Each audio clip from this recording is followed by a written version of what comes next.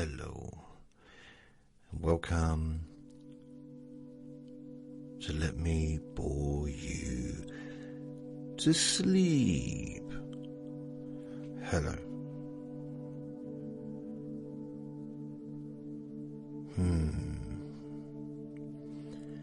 My name is Jason Newland, and please only listen when you can safely close your eyes.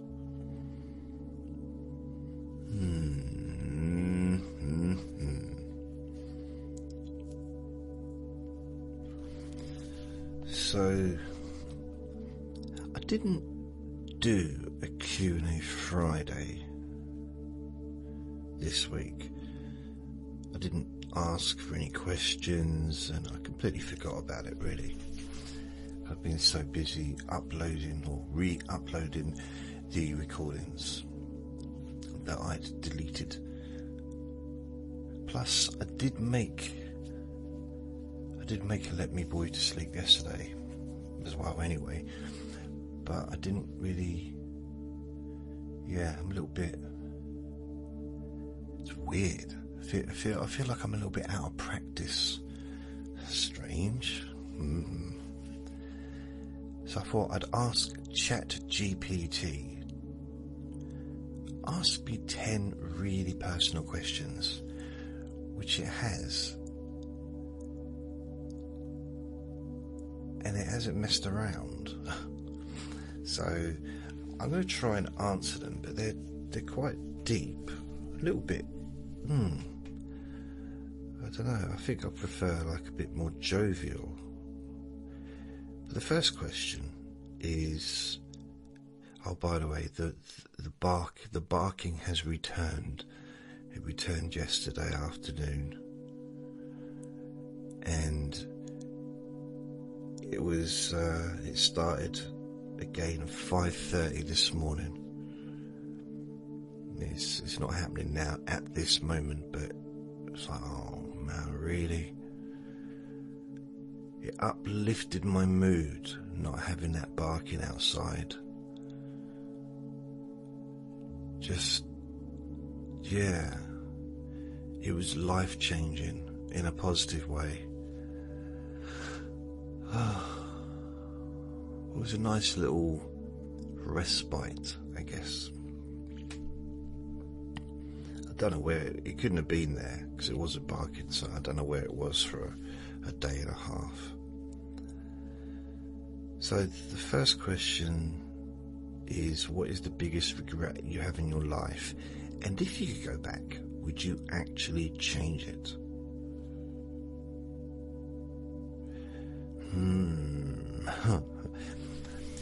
Right, I'm going to go, for regret, that would be something that I've done. So it's not going to be something that's been done to me.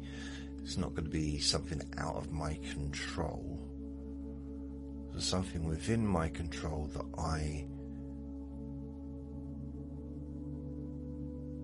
something I regret doing or regret not having done. There's a few things I regret doing. Definitely.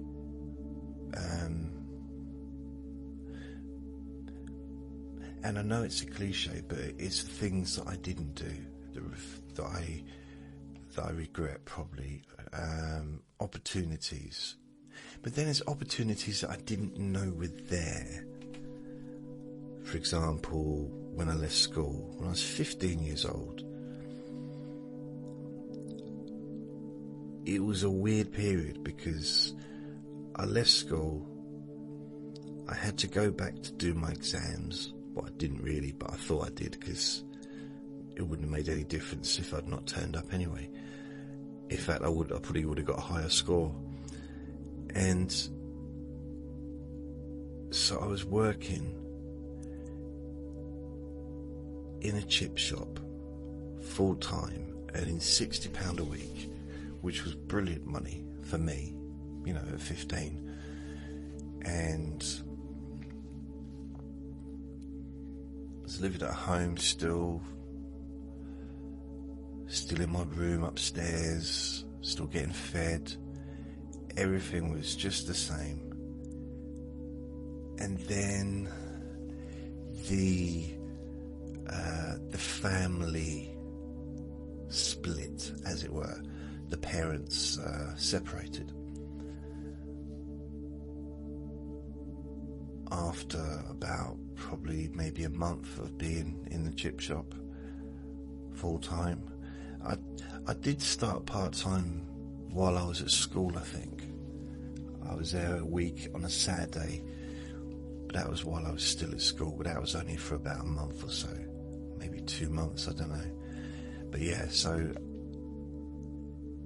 it was weird because, I mean, there was some stability there, and then suddenly that stability was gone. So I was 15,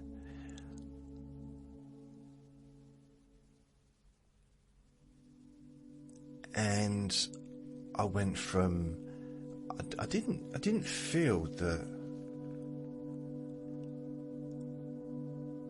I had any option but to continue working at the chip shop.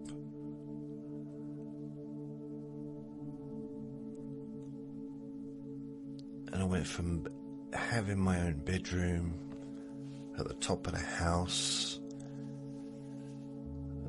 where the bedroom was. It's not really relevant to the story, but you know, I had a bedroom and it was my bedroom, and to moving into my step grandmother's flat, sleeping on a camper bed in her living room. And that was because I wanted to be with me mum, me mummy, me stepmummy, but still I wanted to be with her. I didn't want to be in an empty house, because basically they split up like a year and a half or 2 years earlier, and then they got back together again. But that time my dad moved out. And then my dad just said, when he came back, he said he wasn't moving out. If they split up again, she'd be the one that moves out. And she did. But it wasn't a home anymore. It was just a big, empty, cold house.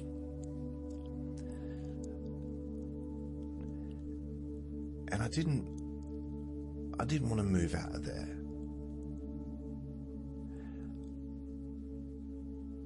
At the same time, I didn't want to stay. I didn't want to be without me mummy, you know.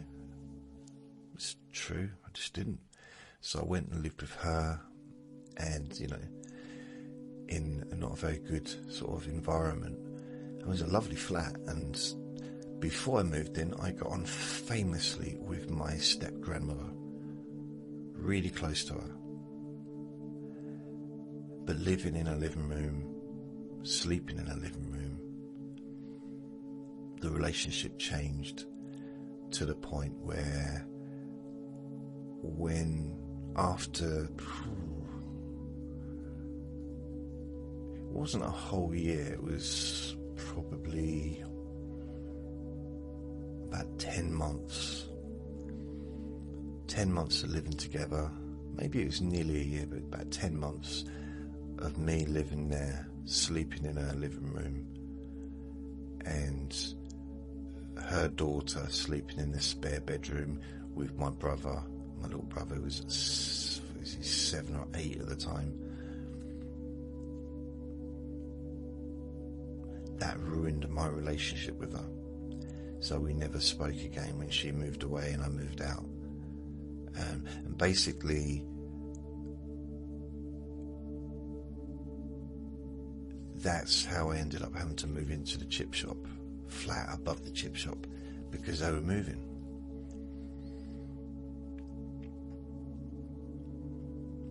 To a different part of the country. So it's like, what's this got to do with regrets? I do regret taking sides, because I did take sides. I took her side. because I was a mummy's boy. Hard to believe, maybe it isn't, but I was a mum. I was infatuated with that lady. Like, she was pretty much my world. From the age of 7 to, well, actually, the last year I didn't like her. But I was at that age where I didn't really like anyone. I still loved her, but I just couldn't stand. I think it was so claustrophobic and not having my own space, and I just could not stand any part of it. I fell out. I didn't fall out with my mum, but I definitely fell out with my nan, my step-nan. And she used to, honestly, I'd be working all day and I'd come home. I'd finish at work about 9 o'clock in the evening, come home, and I'd turn the TV on. I'd have it down very low, so I wasn't having it blaring out or anything like that. I had it down low, and my step-nan would come in and just turn it off.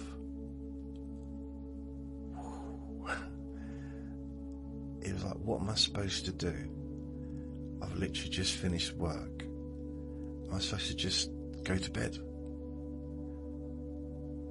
At 15? Well, by this time, I turned 16 at the end of August, so I was 15, then I turned 16, but I was like, I don't want to go to bed. I don't want to go to sleep. I've literally only finished work half an hour ago. I want to just do something. I just wanted to do something. A bit of limitation. I couldn't really go out clubbing or go into the pubs because I was 15 and I looked about 12. So yeah, there was a few limitations there. And I was living in a little town. I suppose I could go for a walk on the beach. Yeah. So I kind of regret what happened there, but it was out of my control to a degree. I mean, I made the choice to go and live with her, to go and stay with my mum. But then I disliked it so much, I did move out. I went back to my dad's, or went back to the family home. I think I did that twice, but at least once, and I lasted for about 2 days because the house was freezing cold. So this must have been probably October time. So I probably went back in October. No heating on, no food. I mean, I could afford to get my own food because I was working, but at that point I was used to not getting my own food. I'd eat at work and then I'd eat at home. When I got home, I didn't have to. I was still a kid, man. I was still a baby. I was still like 15, just turned 16. I wasn't used to kind of getting my own food and doing my own laundry and stuff like that. That was still being done for me. That all changed when I moved into the flat above the chip shop. So yeah, I then had to do my own laundry and do my own food and all that stuff. Like that most adults have to do when they live on their own. Yeah. I suppose the regret is kind of a wide regret. There's individual little regrets along the way, and I don't sit up at night worrying about it. I'll be honest. I mean, I think when it comes to like I've got emotional regrets. When it comes to, well, I think in reality, I don't know if I'm ever gonna have another girlfriend or ever have a relationship with a female. I don't know if that's ever gonna happen again. I mean, I was thinking about it, and I've not even felt the touch of a woman for 4 years. You know, it's like, it might sound weird, but I know there's people out there that haven't had a physical touch. And I'm not talking about, you know, I'm not talking about, you know, like sensual stuff, but just having someone, cuddling someone, you know, like watching TV and cuddling them, or just that kind of stuff. It's been so long. And even then, but that was only like for a short period, and then it was like years before that.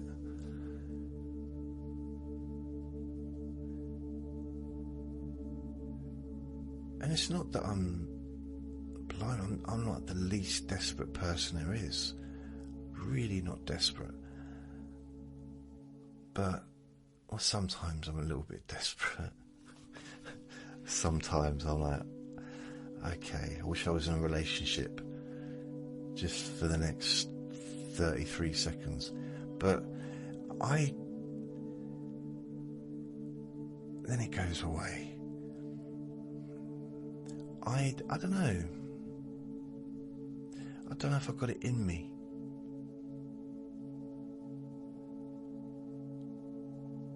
I'm not sure if I ever had it really in me. I was never been able to hold a relationship together. I mean, if I was able to, then I'd have had a relationship that lasted. The longest relationship I had started in,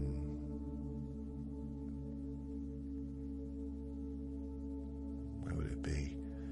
Probably May or June 1996, and was pretty much finished by the new year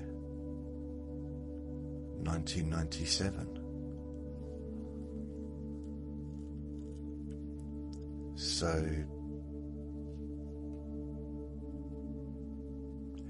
yeah, I mean, what was that, like, what, June, July, August, September, October, November, December. That was probably like 6-7 months. That was the longest relationship I had.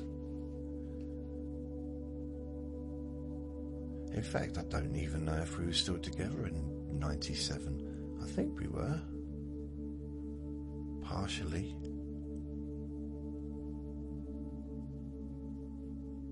It's weird, I'm trying to think of Christmas and I can't. Christmas 1997. No, not 1997, 1996. Christmas 1996. I don't remember being in a relationship at that point.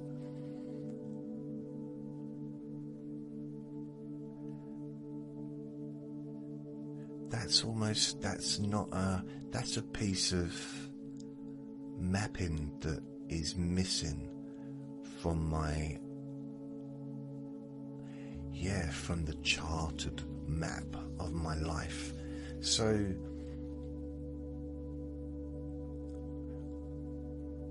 I remember Christmas 93, Christmas 94, period. I'm sort of like Christmas period, you know, like turn of the year, New Year, Christmas period. 95 is very memorable. 96, not so much. 97, 8, 9, 2000. So Christmas 97, 98, 99, 2000. Yeah, remember those. I don't have like specific memories necessarily, but I remember roughly what was going on. If I magnified a little bit more, I could probably get in there. Oh, by the way, I signed up with Ancestor.com. That's where I got my DNA test done. Well, I'm 48% Irish. And I spent hours on it the last couple of days, going through my family tree. It was giving me hints, and I was looking through it and cross-checking, cross-referencing, whatever. And I was doing quite well with it. And I went on there this morning, well, about an hour or two ago. It deleted everything I'd done, apart from the basic, like me and parents on there.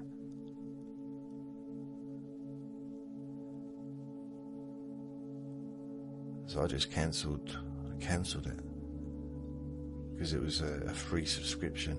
And what I noticed is I cancelled, and I pressed cancelled, like the button. Now, if I didn't know better, I would have just assumed it was done, but it wasn't done. You had to go all the way down to the page, and it started offering, you know, are you sure you want to cancel? Look what you're going to be missing out on. You know, we help you to build your family tree up, and we'll help you for hours, and the next day it'll all be deleted for you, so you can start all over again and enjoy the fun. Ooh, you know, just stuff like that. And then saying, do you still want to cancel? Yes. And then go down again. Oh, can you just answer this question? Is it too expensive? Is it just not enough options? You just lost interest in doing it? Or is it because we keep deleting stuff? I mean, after all, you do like deleting stuff, don't you, JJ? Which is a bit rude. And I say, just like, no, just don't, whatever. I just click anyone and press cancel. Well, what if we offer you the price, cheaper price monthly? So instead of £13 a month, we'll give it to you for £10.99 a month. What about those apples? Go on. Give us another chance. We promise we won't delete anything anymore. I mean, isn't that what you promise people? Never keep to it though, do you? You keep always, you know, you're always deleting, always making changes. You say you won't, but you do, don't you, eventually? Just stop picking on me. I'm not. I just want you to keep with the subscription. I tell you what, if you just cancel the cancellation, I won't mention all the stuff that you keep deleting and all the times you've done it over the years. How about that? No, I don't. You're winding me up now. I want to cancel. So in the end, it was like, oh, please stay. I can change. I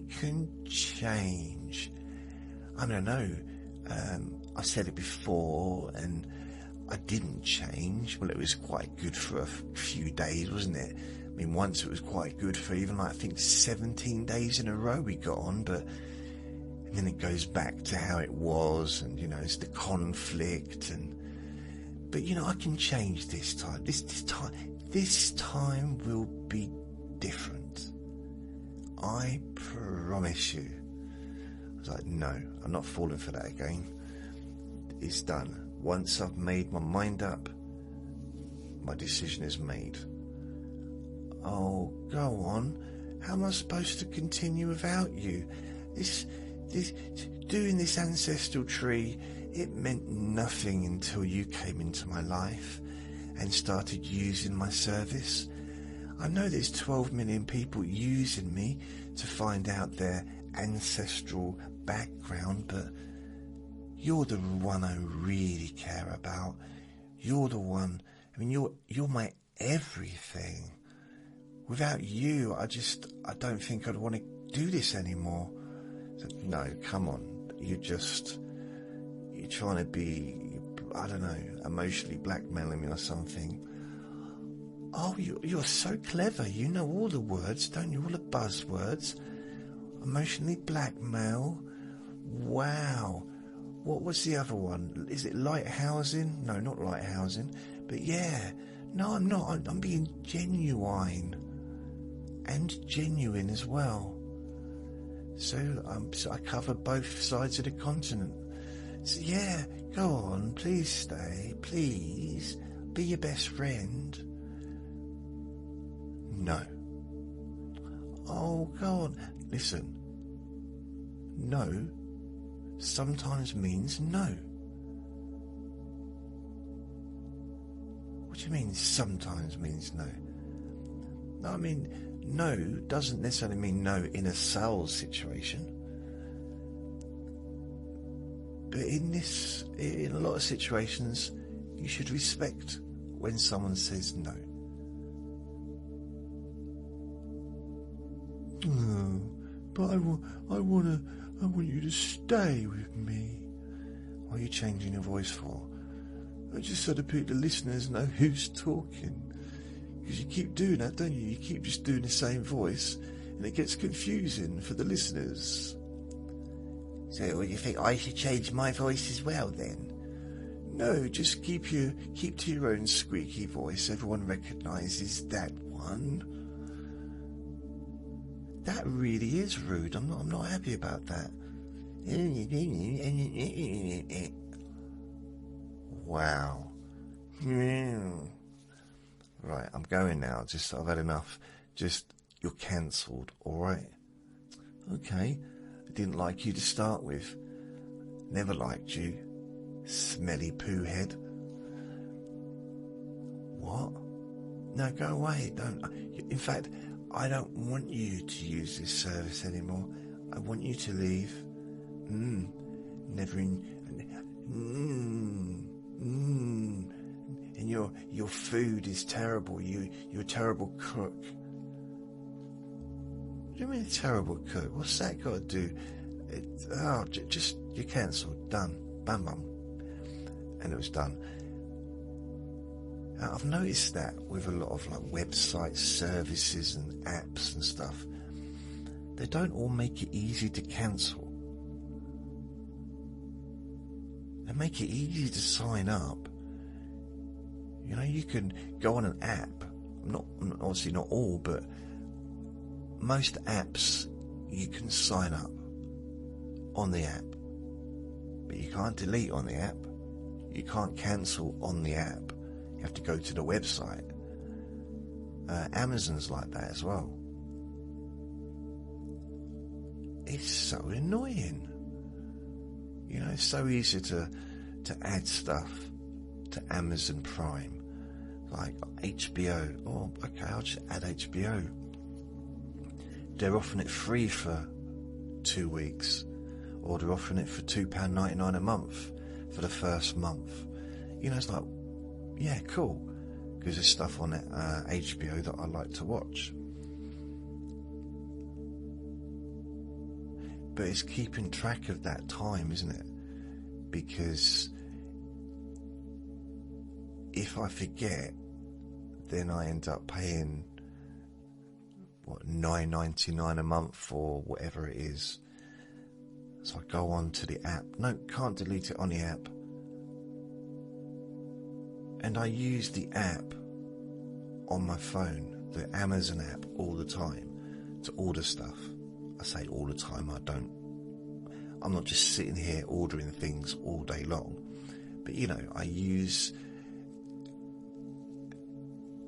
Amazon. I don't use Amazon for fun, you know. Amazon's really I buy my day-to-day stuff, whether it's deodorant, whether it's underwear, whether it's soap, shampoo. Well, you know, I don't really have a lot of hair, but face wipes, dog food, all that kinds of stuff I generally get from Amazon.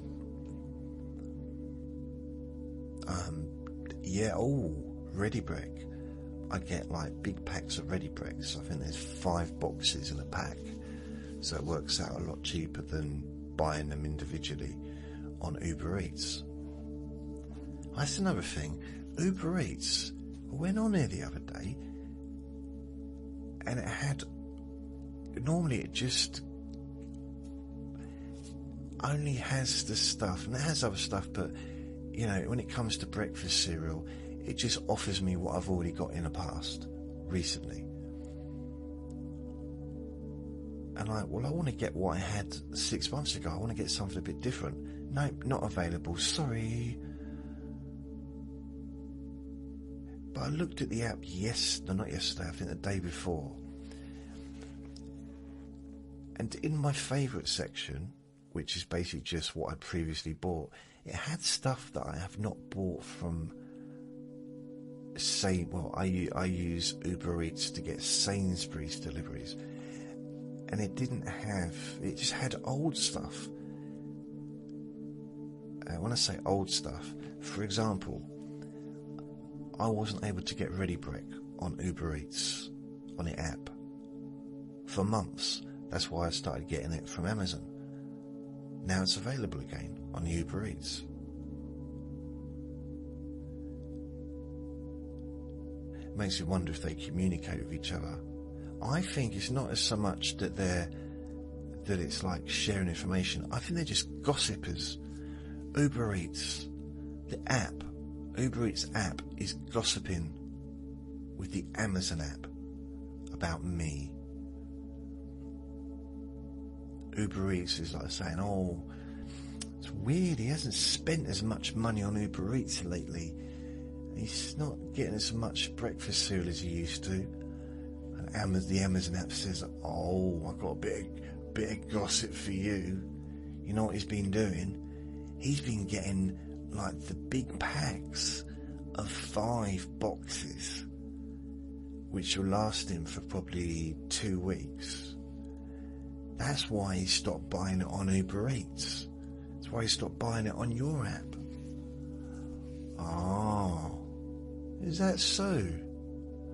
Bit cheeky. Yeah. Don't tell anyone I told you. Don't just keep it between ourselves, yeah? All right. But then Amazon doesn't realise that Uber Eats is going to get in with his friends and say, listen, we need to start making Ready Brek available again. Because he's going elsewhere, and that's not good for us. Maybe there's a way we can buy all the Ready Brek from Amazon so it's not available. That's a good idea. I wonder if they ever do stuff like that. What's it they call that? There's a word for it in sales. Right, it started barking again. There's periods when it doesn't bark at all for a while, and then it just on and off. But it's a little bit distracting from what I was talking about, because I don't remember now. Something about, was it my favourite colour or something? I don't know. Working in a chip shop. Oh, cancelling apps. Uber Eats, Amazon, yeah. So I think regrets.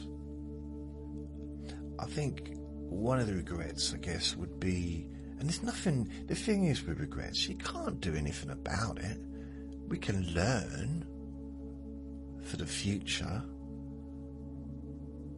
We can learn maybe if I got into a similar situation again, to maybe do things differently.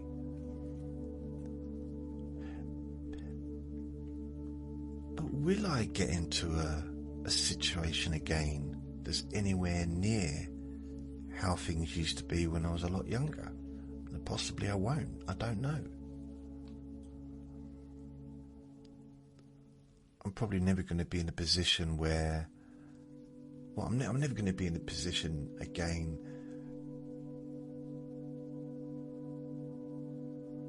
where my parents kind of separate. Am I? That's done. Never going to be in a position where I'm 15, because those days are gone. Working in a chip shop, gone. So that stuff, it can't re-happen. And I don't, you know what, I don't give myself too much of a hard time over some of the silly things and some of the not very well thought out choices I made when I was a teenager. Especially like when I first left school, and because I didn't know what else to do. I was ad-libbing, I really was, in life. I mean, the only person that I really, I suppose, asked any advice, well, probably not even asked any advice, but I was close to my nan, my biological grandmother, and I had been since 7 years old, so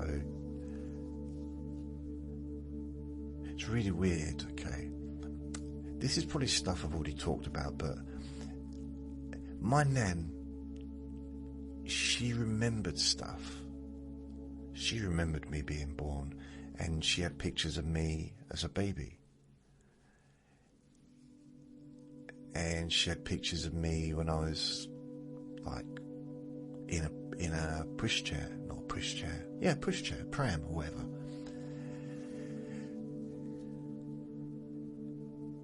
And I didn't know until she told me that the very last day of me and my brothers being in Southend, because we were living in Nazareth House children's home run by nuns, so we were living there, and on the very last day, because we'd been, my dad and his new wife, my mummy, used to pick us up on a Friday night, take us back to where they lived, and we'd stay there for the weekend, and we'd come back on a Sunday afternoon. And we did that most weekends for at least a couple of months, I would say. It's hard to know, because at that age, a week is like 6 months, isn't it? It's like such a long period of time. So I don't know how many months it was for, but at least a couple of months, maybe longer, maybe less, but I'd say at least 2 months. And on the very last day, and we knew it was coming, we knew that we were going to be leaving the children's home to go and live with our parents. And my stepmom said that she had adopted us, like officially, legally adopted us. So they'd been married since they got married in 1976. I actually found the date on Ancestor. And she was 22 when she got married. So she was 23 when she had me. When she first, in fact, she might have still been 22, I don't know, but at the time and for years afterwards, I couldn't see it. I couldn't really see it in I guess this way, but I view it a little bit differently to how I used to, because I'm thinking, first of all, 22 is young. My dad was older, but not huge amounts older. He was born in 47. She was born in 54.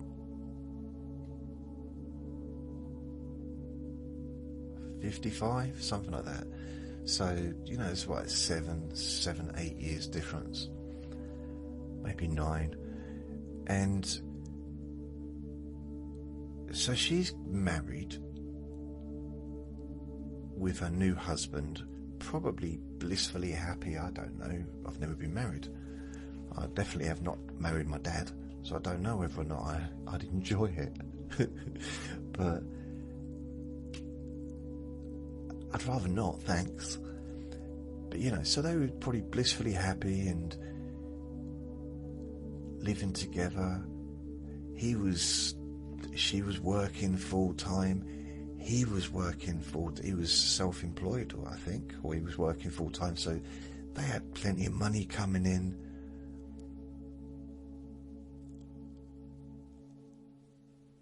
Lots of freedom to do what they wanted, both young.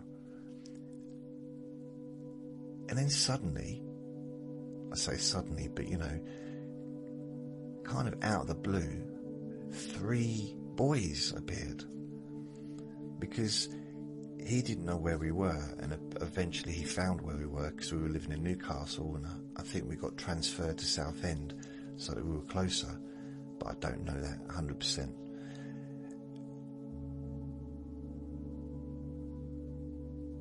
So she went, within a year of being married, to being the mother of 3 children, 1 7, 1 9 and 1 11. That's a biggie, isn't it? That's a big one.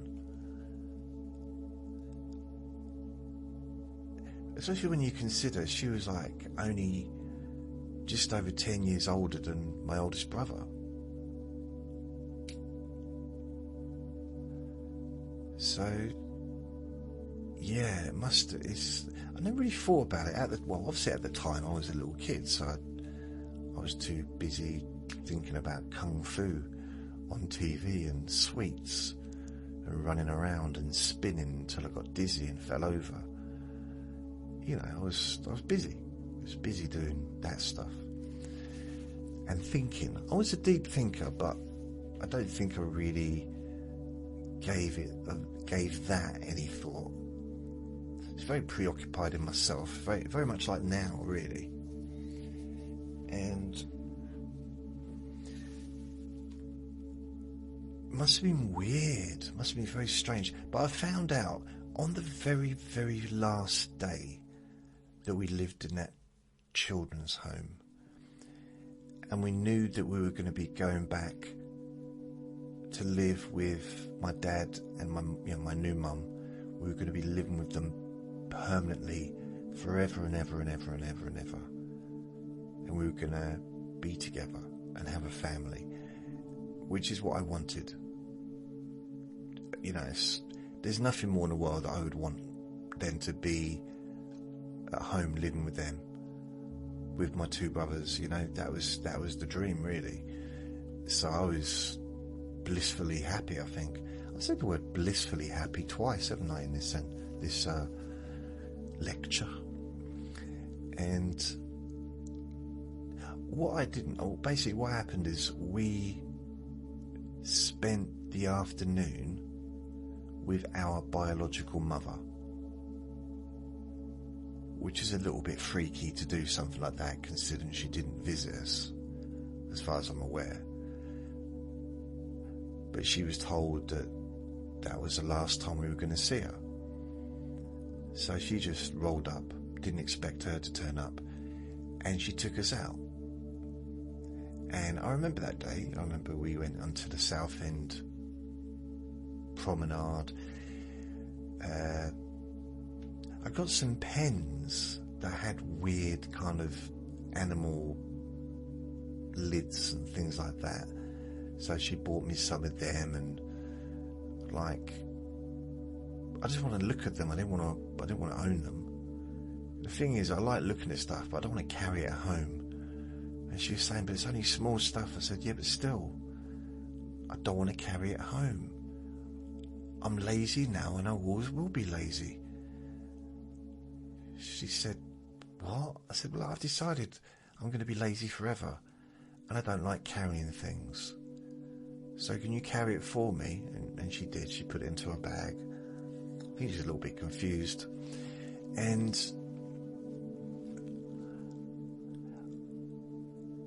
I was very much focused on her, because she was that. I don't know if I understood that we were never going to see her again. I'm not sure if it really, because I wasn't quite 7, So this was in,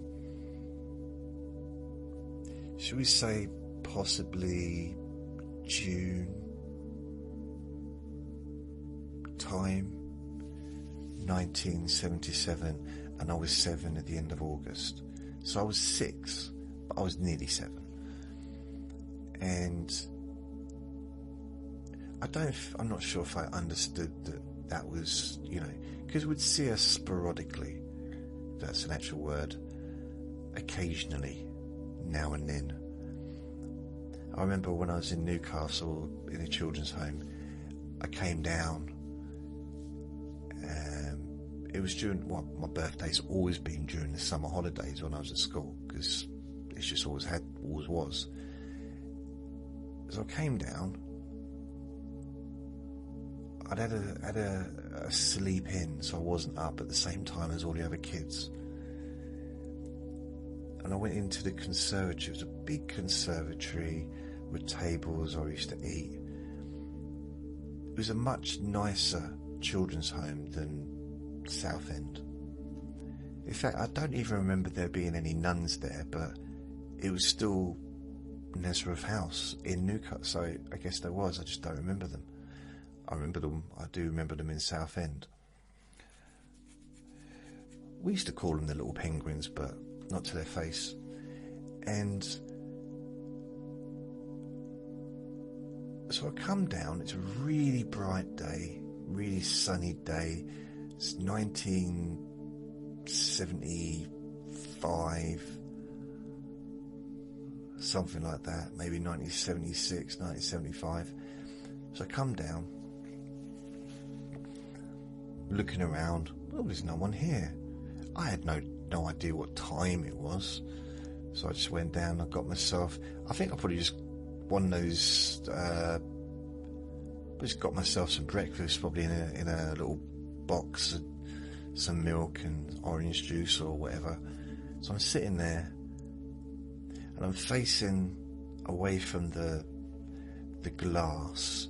So it's a glass, it was like a conservatory, and it's a big place. Loads of kids living there. It's a big old place. There's a big courtyard there as well. So yeah, it's a big place. And someone came in, one of the staff. He said,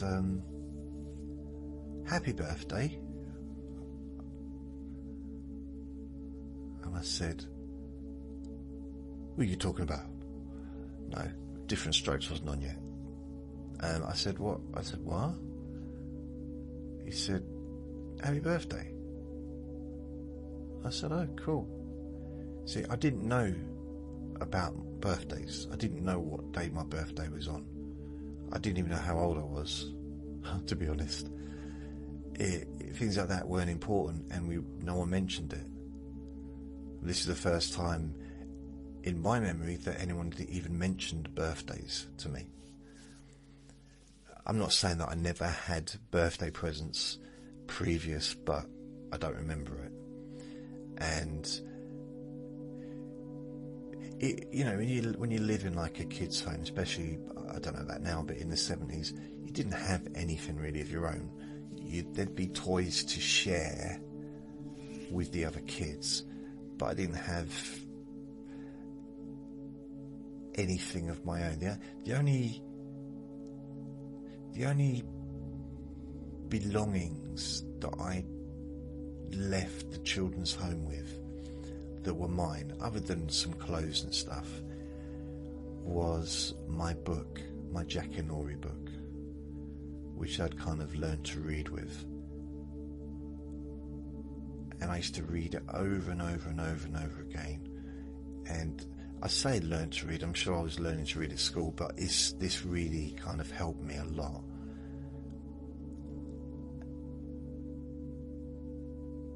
Plus, we moved around so much, there was no stability like school-wise, and there's probably periods when I didn't even go to school.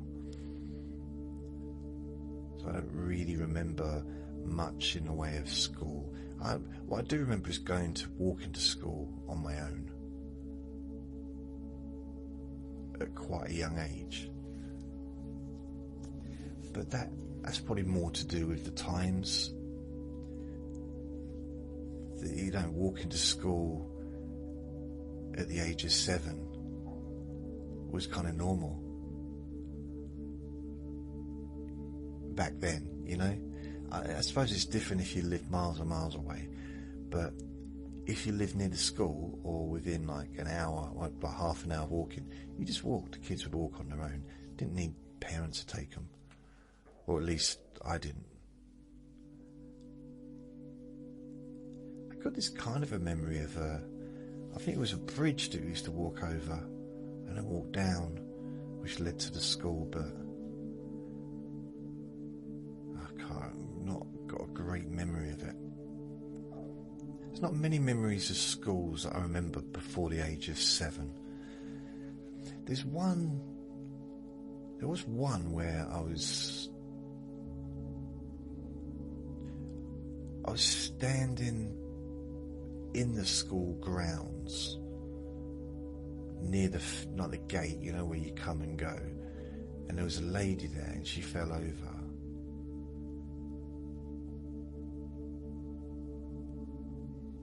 That's probably the happiest memory of my childhood. I'm joking. Yeah, that was weird. But other than that, and I thought I'd caused it. I thought it was, I'd made her fall over, which was weird. It's strange. I was a little bit of a strange child, I would say.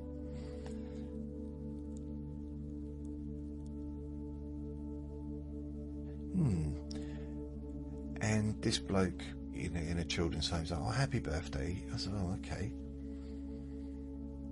How old am I?" I had no idea. I didn't know, really didn't. And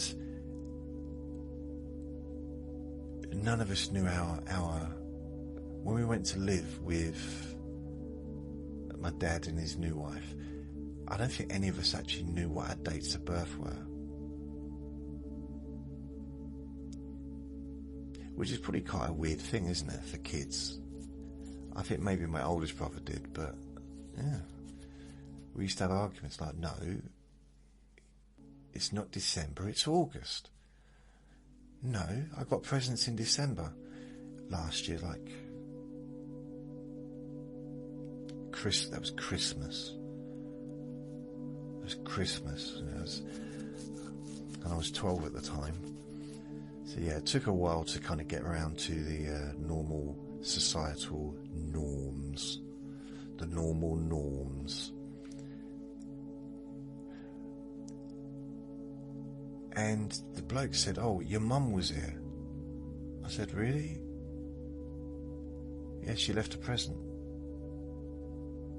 "Okay," and he handed it to me. I'm like, "Why didn't she stay to say hello?" "Don't know. You could have woken me up. I was asleep, but you could have, you know." So basically it was a little, I'm not sure if it was wrapped. I think it might have been wrapped. But it was a box of Maltesers. You know, not a bag, but a box. So it was a decent, I like that's maybe why Maltesers have been kind of quite, I don't want to say sacred because that's a weird word to use for chocolate, isn't it? But there's probably an emotional connection to Maltesers for me, and I still like them today. I don't really eat that much chocolate anymore, but I did. Maltesers is one of those things that I kind of used to enjoy. But yeah, that was that. I was like, why didn't she say hello then? Which is weird. But anyway, we saw her for the very last time, and we had some chips. We went to the chip. It was like it was in Southend, this chip place. But it was almost like it was built on the prom, like a chip shop, but it was built on it. That was my memory of it, my go in there, got some chips. I think they were in a cone. And we went and carried on walking around the prom and whatever. And then we went back to the children's home in Southend, and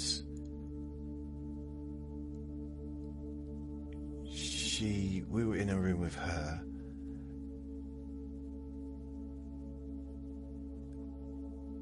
and we didn't realise that my dad and his new wife, my new mummy, was on the other side of the door. Like, it was basically 2 rooms with a door, and we went through the other door, and that's the last time we saw her. And we went home with the new parents, really. I mean, he was, even though he was my dad, he was new. I didn't know him from anyone when I first met him, even though I knew him when I was a baby, but I didn't know him. So they were both equally new. It wasn't like, oh, I got a new mum. It was, I've got a new mum and dad. That's how it was. That's how it felt. Now, what I didn't realise, that when we were out during the day in Southend, my nan was there with us the whole time. And it wasn't that I didn't know my nan, because I'd met her loads of times when I was visiting, when we used to come and stay, every weekend for a couple of months. I'd see my nan every time. We'd always go to London and see her. So it's not like I didn't know who she was. I mean, sometimes we'd stay there. So we'd go and stay with my nan and granddad, and my dad and his wife. So we'd go to London instead of going back to where they lived. I used to like London. Because at the end of that road, apart from that, it's quite a nice big garden, but at the end of the road there was this big park, and there was all these like monkey bars and swings, and yeah, it was good. That was in Enfield. Cuckoo Lane. Yeah, so I used to go there. But so I knew her, but for some reason my memory of that event into adulthood did not involve her being with us. And it was only when I was probably in my 20s, maybe even 30s, that she told me, when we were talking about that, so I was with you. I was with you the whole time. I said, really? She said, yeah. I said, how come? She said, I had making sure that she didn't take you away. So I think my nan was probably in she was in a serious mode, She was there to protect us, in a sense of, so that we got back to the children's home and we weren't whisked away in a van somewhere and taken back to Newcastle or whatever. I had no idea at all, until she told me. It's weird, isn't it? I mean, most of the stuff that happened previous, stuff that happened when I was a kid, a baby, not up to the age of 2, and before I was born, I get that information, or I used to get that information from my nan. So stuff about my mum, stuff about their marriage, before they got married, me being born. I got a little bit of information from my dad. I mean, there was a couple of times when I was in probably about 17 ish, we spent a couple of nights or a couple of evenings drinking Scotch whiskey, and that's the only time my dad ever opened up, and he'd go into a lot of detail about his marriage to her and stuff that happened in his life, but that's the only time. And I remember quite a lot of those conversations, even though I was worse for wear, to be honest, and I couldn't stand whiskey. But I knew, or I realised as the time was going on, that that was the only way he was going to actually tell me information that I wanted to know, because this was stuff about me, this was stuff about my mum, this was information about him, which he was never going to reveal outside of sharing a bottle of whiskey with him. So I'm glad we did that, but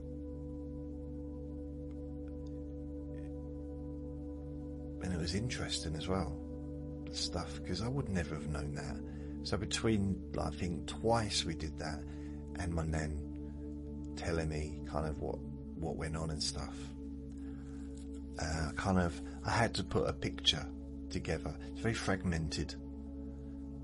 There's probably a lot of information missing,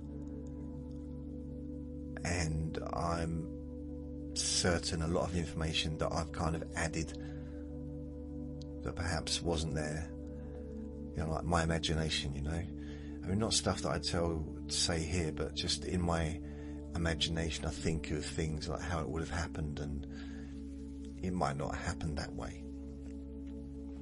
For example, I was living with foster parents for about a year and a half, so from the ages of about 6 months to 2 years old, something like that. I imagined what it was like living in their house, and it was me and my brother, my one that's just a bit older. My oldest brother was living with my nan and granddad, so I'm not quite sure what happened there. So during that period we didn't really have any. I think my nan still visited us, because it was close, we were close by. So I don't know why we ended up in foster care, but the couple that were looking after us decided they wanted to adopt us, like permanently. So they must have loved us, absolutely adored us. So I don't know what age they were. For some reason I had this idea that if they were adopting, they were probably really old. But that's a bit of a silly assumption, isn't it? But at the same time, would they have been in their 20s? Because if they were in their 40s when they adopted us, although 40s not old, they'd be in their late 90s now. And the reason I'm saying that is because I'd love to be able to just visit them and say thank you, because they were prepared to be my parents and to love me and give me stability, which I would have had. But the social services needed to get permission from my mother for the adoption to go ahead. So I'm guessing they must have got permission from my dad. I don't know, I'm assuming that. So they contacted my mum. I don't know how they got in contact with her, but they did. And she came one day and she took us all. So she'd already left. She'd already gone off when I was about 6 months old, and she left us all in the house. My dad came home And there was all three of us just like, what's happened? And she was kind of... My nan told me about that day. So my granddad was still at work. If my granddad had been... Because if my granddad hadn't retired yet, if my granddad had been retired, he would have stopped it. He would have physically stopped her taking us. He would have like, grabbed us or whatever. He would have... She wouldn't have got away with it. But it was just my nan. And the foster parents didn't have any say in it, because she was our mum. You know, they didn't have a word in. And I think even from a social service perspective, she had the right to do that as well, because she was our mum. So she came along. She probably took my oldest brother. What would he have been? If I was 2, he was 6, so he's probably at school. So she probably came and took him out of school and took us to Newcastle. And again, my dad come home and my oldest brother was gone. You know, it's like the second time that she had done something. So, yeah, if they hadn't wanted to adopt us, so it's their fault, isn't it? It's their fault. Yeah. I'd like to, if they're still around, I'd love to just say thank you. Because there's something special, I think, about someone that is not biologically related. They got no... They don't need to love you, you know? They don't feel pressured to love you because they've not given birth to you, or they're not the sperm donor or whatever. It's like there's no pressure. But they loved us because they loved us. And in some ways that could be an even deeper love.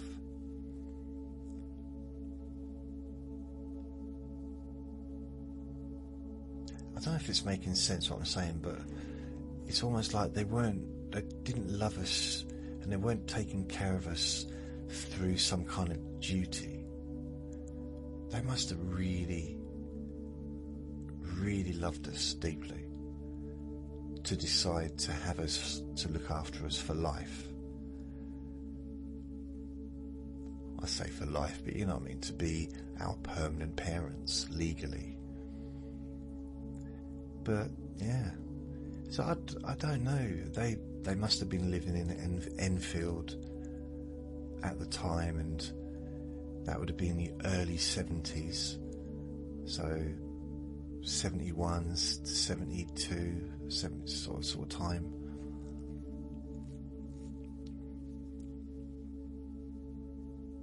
So I don't know. I mean, if they were in their 20s, or even if they were 30 in 1972, there'd be 80. They'd only be in early 80s, wouldn't they? Is that right? I was born 1970 and I'm 55. I'll be 56 at the end of August. I know I don't sound it, I know. We all know. I wonder how old I actually do sound. Well, according to ChatGPT, I look my age, which isn't good. I really thought if I took a picture of myself and they'd say, oh, you look early 40s, and I'm like, yeah, brilliant, I can have a good day now. But no, I think the first picture they said I looked 58, and I'm like, come on, And they said, yeah, but it's because of the grey. You're very grey, you've got a very grey beard. Yeah, but I could have dyed it grey. I mean, there was a fashion, wasn't there, a few years ago where people used to dye their hair grey, like young people.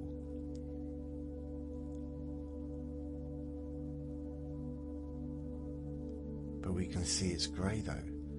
We can see it's not, I mean, it's not just your beard, it's your face. You don't look young. Yeah, but... So I had a little bit of a disagreement with the old ChatGPT about that. It's just because I had a neighbour move in downstairs a couple of years ago, and I told her my age, and she said, oh, you look about 45. Now I believed, well, I definitely talking to her, I was semi-believed her, because I wanted to believe her, I guess, and I loved her, and I wanted to have her babies, but it was weird. She did actually have a baby, but it wasn't mine. Nope, it wasn't mine. I thought that we might kind of, I let her know I liked her, and she said, well, let's take it slow. And I was putting the rubbish out one day, and I heard her not taking it slow with someone else. So I thought, okay, fair enough. Perhaps she doesn't. Perhaps she's not in love with me. And I think I was correct. She wasn't. I think I temporarily turned into a simp. I think that's what they call them. Like a very simple person who's very easily manipulated. But then in a way, I've been that for the last 11 years since I lived here. I don't know what happened really.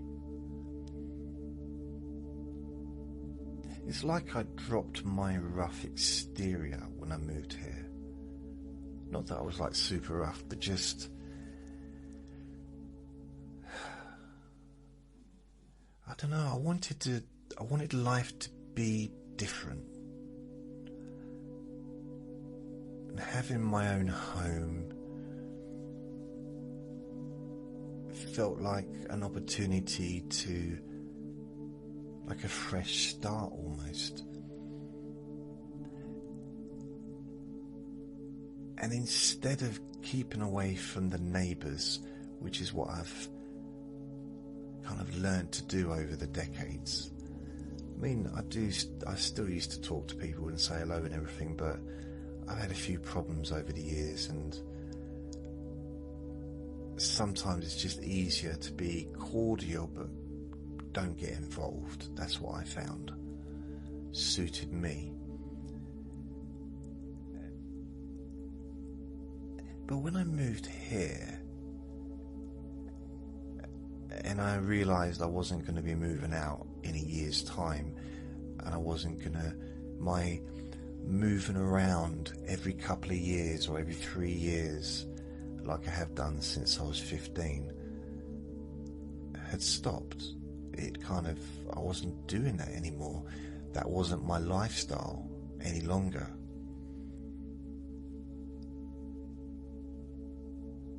And to be fair, that was my lifestyle when I was a kid as well, when I was very young. So moving around a lot from the age of, well, being born, I guess, up to the age of 7.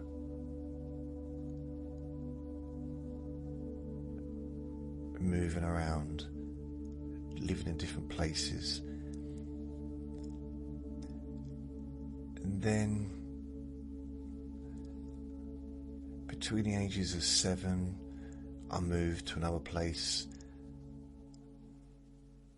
So I moved to one place, then I moved to another place. I lived there till I was 9. That was the council house that my nan and granddad ended up living in. And then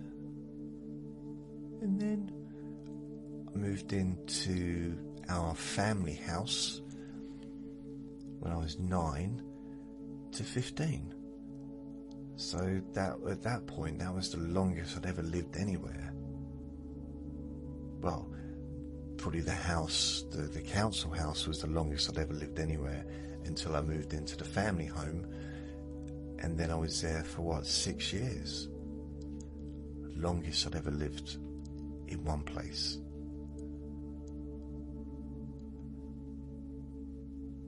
And then after that, I just kept moving around again.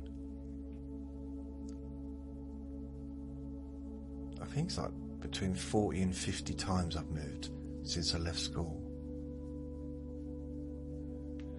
So add on all the others, so probably 60 plus times I've moved home since I was born. So it's quite a few times, I think. So yeah. In some ways, this might sound a bit strange, but in some ways, I do miss it. I miss that change of scenery, the newness, even if it's a bit rubbish, even if it's, I've lived in a lot of really horrible little rooms over the years. But there was like a degree of excitement of being somewhere new, somewhere different. Learning to navigate the local environment, finding out where the shops are, finding out like the transport routes, things like that. It's just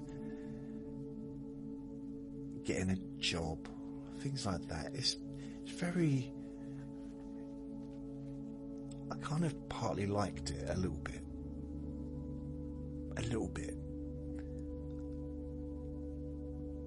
There was a certain feeling that I used to get when I'd moved my stuff, and there was never a huge amount of stuff to move, especially like in my late teens. It was a couple of black bags, maybe 3, one for my bedding,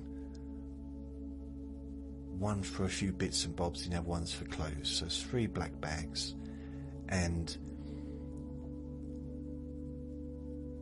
sometimes I'd just walk with the bags to the next address, so I'd get a taxi depending on how far away it was.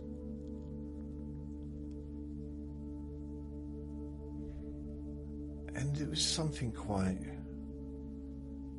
nice about, once the move was done, sitting on the new bed. Well, it's not a new bed, but sitting on the it was new to me, or the new chair, or at the new table, watching my old black and white television, even though it was the 90s, the 80s and 90s. I mean, I was still watching black and white TVs. There was something quite adventurous about it, I suppose.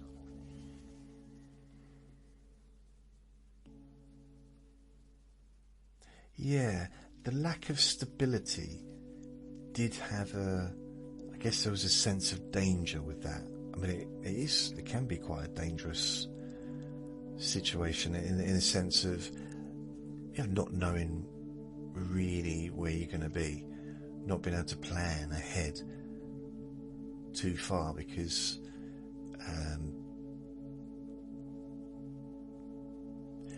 I don't know, because I used to just move. I got through so many different jobs because I couldn't get out of bed, or I'd walk out of the job if someone said something I didn't like. I had 1 week, it sounds like it's a lie, but it's true. In 1 week once, I had 3 full-time jobs. So I already had a full-time job, and on the Monday afternoon, I just walked out. On the Tuesday, I had a job interview, and started on the Wednesday with that new job.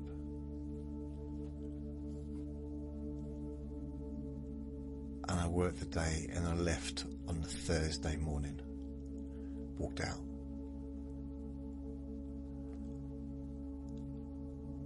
And Thursday afternoon, I found another full-time job. And I started on a Friday. And I lasted probably 3 or 4 hours and I walked out. Or I was sacked, one of them. So, yeah, it's the only time ever that I've done that, but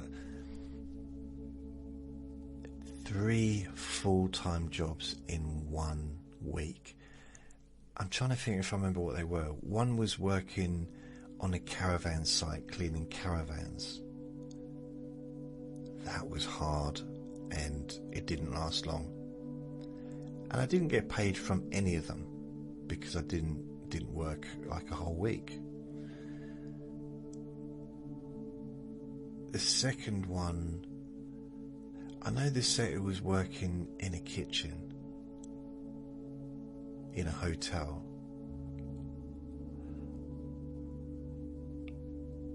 I think the first one was when I was working in the factory. So yeah, I'd left the factory then, so 3, that, my memory, oh no, blimey, I remember now. I worked in, what's the thing where you clean clothes? Dry cleaners, but it was like an industrial dry cleaners. Wow. The heat.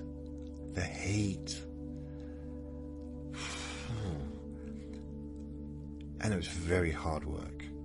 It was basically dry cleaning all the bedding really for, and tablecloths for all the hotels in the town.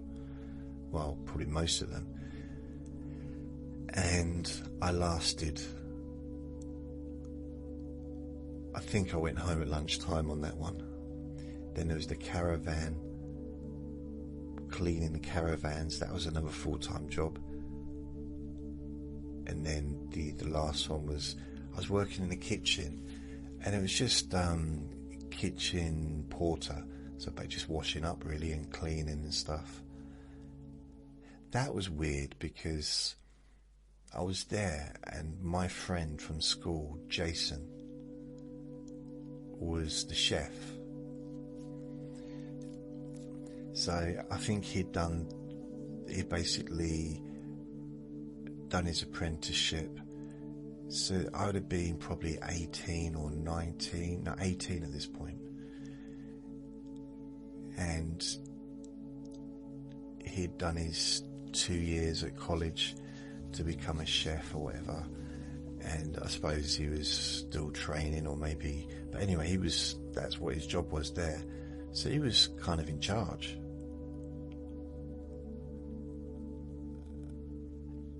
And I was trying to have a laugh with him. And he wasn't doing it, he wasn't having it.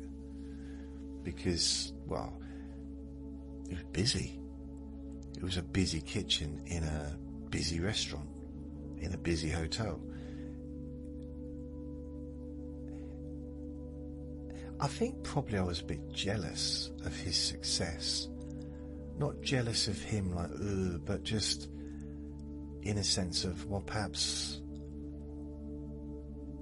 it made me kind of think about what I had done or what I hadn't done. Because I also went to catering college, but I did it for 1 year, and it was just part of the YMCA, YTS, that's it, working in chip shop. Instead of working in a proper place like a hotel, like a restaurant, then that would have made, the qualifications would have made sense, you know. And I didn't do the second year. Like, I knew a few of my friends that were on the same course, and they were all working in hotels. 2 of my friends were working in hotels, and they were becoming chefs. I didn't do the chef. Mine was like chef and waiting.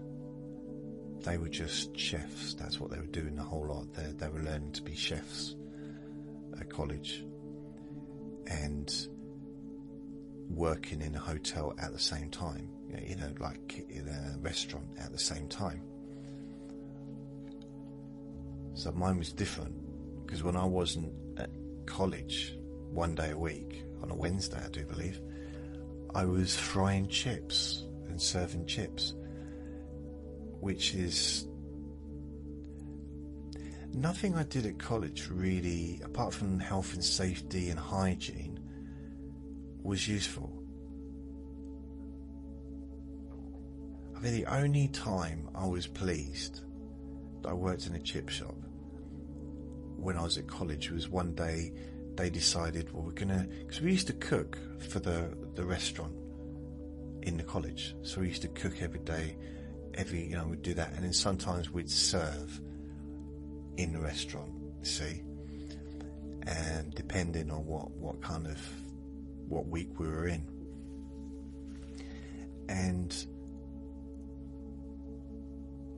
on this particular week, they said, oh, today we're going to do fish and chips. That's what we're going to be doing. And they started showing us how to do it, and I was like giggling, because that's what I was doing all day long, every day. I mean, I was literally doing it all the time, because that was my job. And we were doing this, and it was a much smaller setup than a chip shop fryer.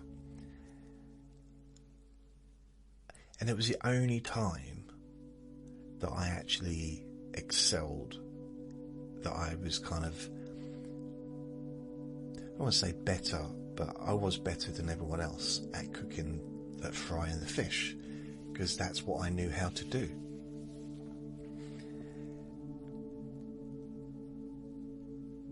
But that was the only day when I was good.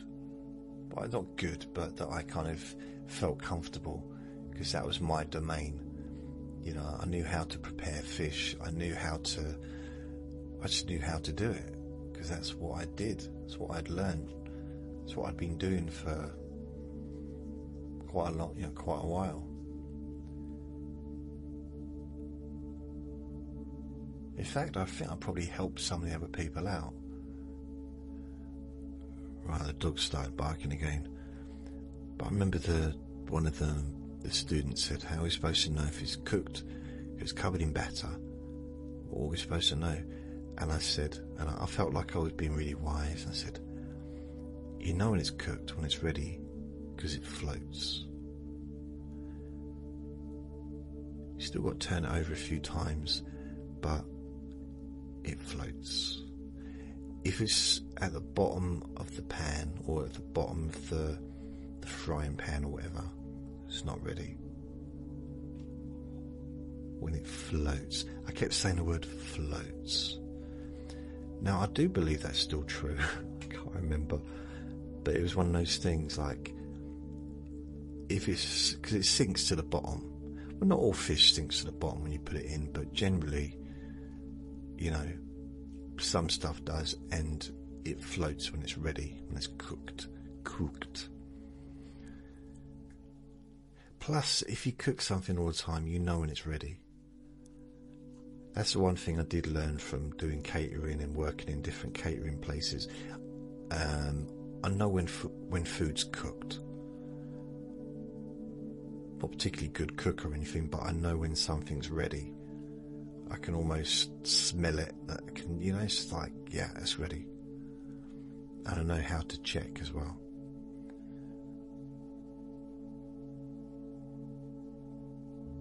I'm not sure if I'd even be able to cook fish anymore. It's been such a long time. Or chips. Anyway, Vinny wants to go out for a walk. Don't you, Vinny? Yeah, his tackle is waggling. So, I'm going to go.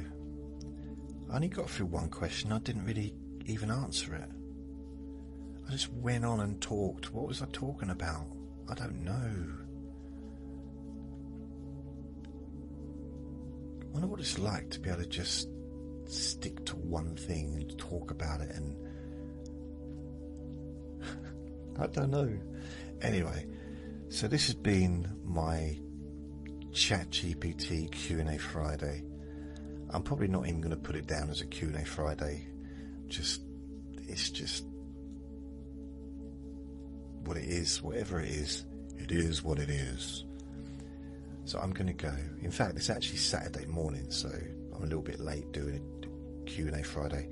It's 9:12 a.m. It's the 1st of August 2025. So thank you for listening. I'm going to take Vinny out now. So remember to be kind to yourself, because you do deserve to be happy. And be gentle with yourself. You deserve to feel safe. Lots of love. Bye. Oh, did you hear that?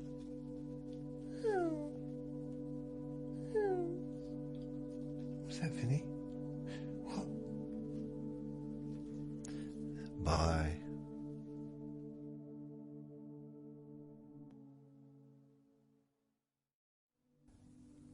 Relax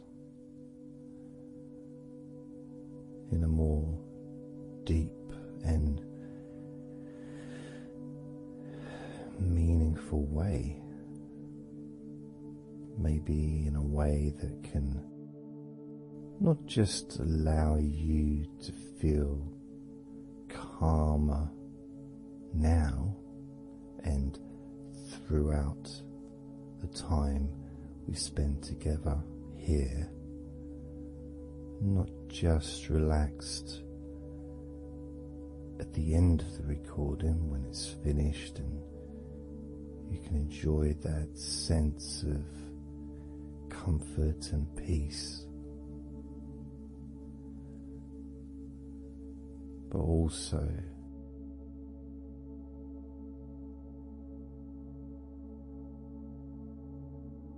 I think it would be nice to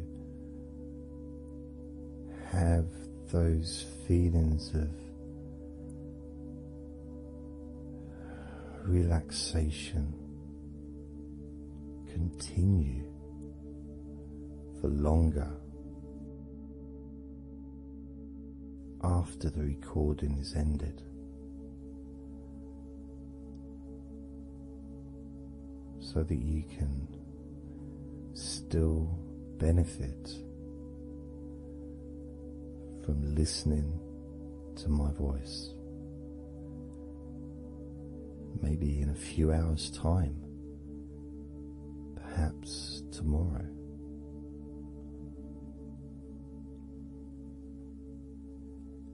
And then by listening regularly, especially if you find, like some people do, and myself as well, sometimes I'll find one particular recording that really resonates with me, and I'll just listen to it over and over again, like every morning, every evening.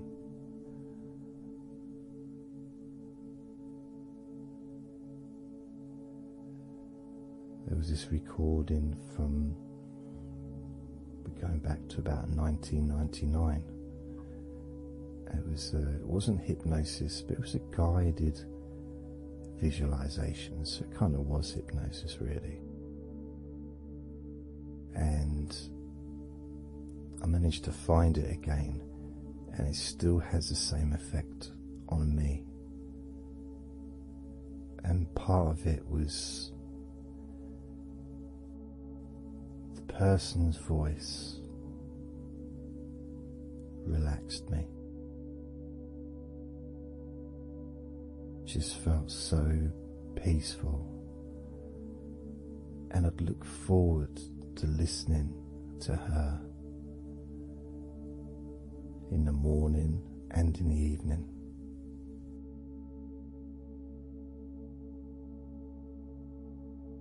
And I knew before even pressing the play button that as soon as I'd done that, pressed the play button, This was in the days of CD players. Press the play button. In fact, it might have even been a tape recorder. I'd lie down on the bed and then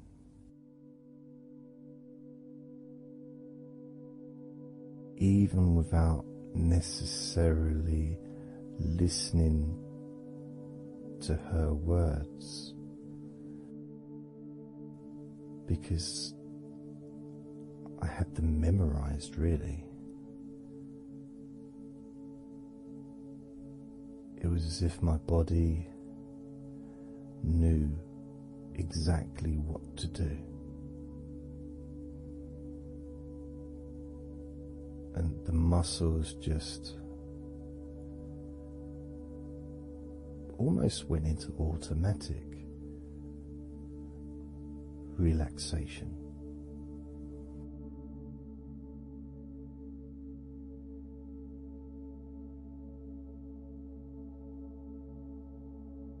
And I remember my mind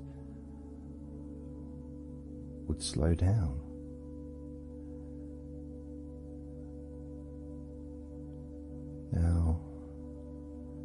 Now, I was listening to this recording in the early days of learning hypnosis, and long before I ever made any videos or audio recordings myself, because I didn't start doing that till 2006.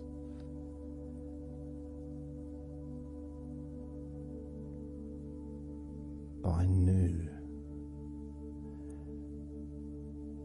knew how helpful I found being able to just let go, to have that trust in the person that I'm listening to.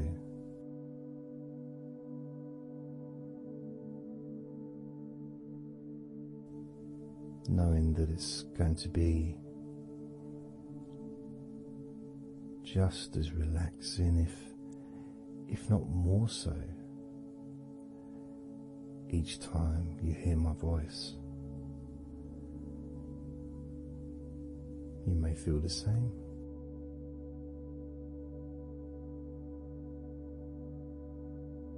Some people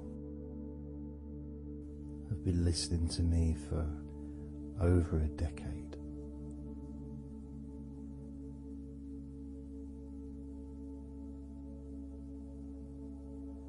Maybe not solidly, obviously not 24 hours a day, but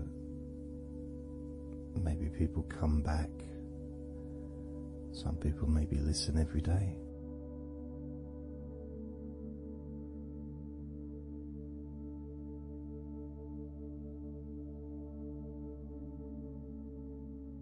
And something that I do, which you may not realize by listening, is when I record these recordings, now for example, I also am affected by the words that I say. So if I said to you, focus on your feet, notice your feet relaxing, I will be focusing on my feet. I will be noticing my feet relaxing.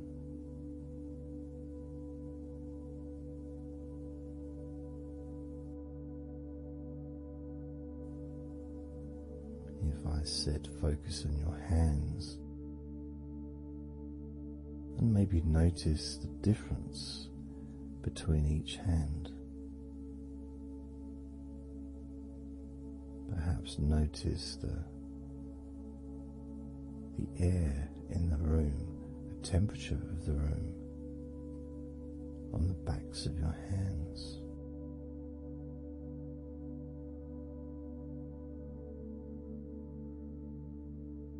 You may start to notice what almost feels like a very light breeze, even though there may not be any type of breeze at all where you are right now.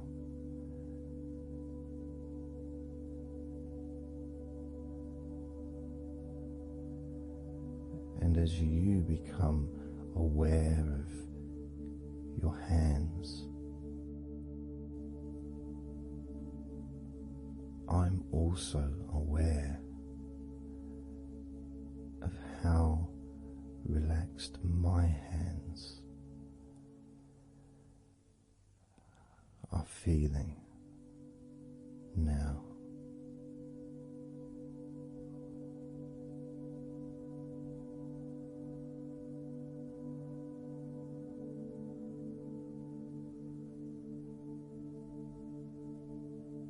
And when it comes to potentially drifting off to sleep, which may be the reason you're listening,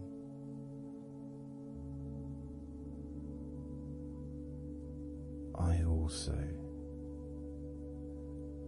feel drowsy when I make these recordings. I also notice my mind drifting.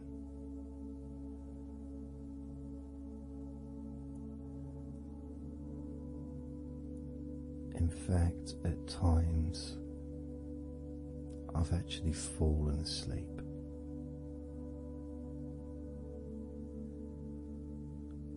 without even noticing.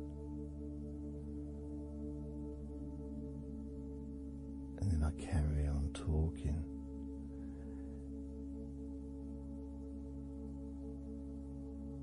And it's only when I listen back to do the editing, I hear snoring, and I think, I don't remember snoring. I remember talking. Is it snoring, or is a pig turned up? That's what I sound like when I snore.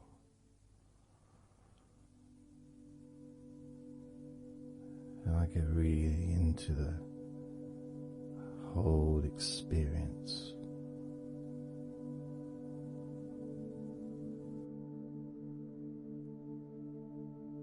I don't know how you feel.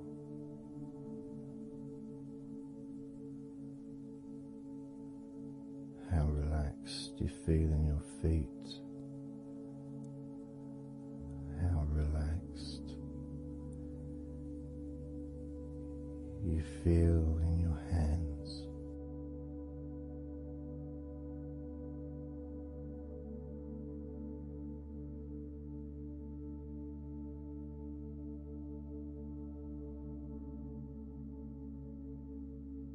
I have noticed more and more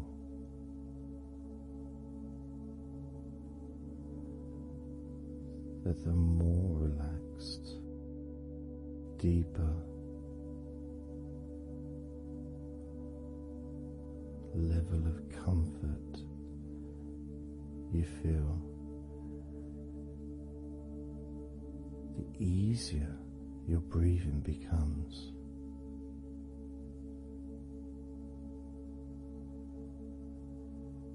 It's almost like that additional muscle relaxation This allows you to breathe easier.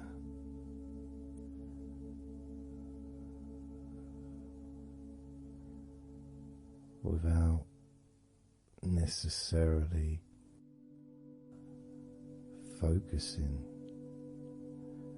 on your breath.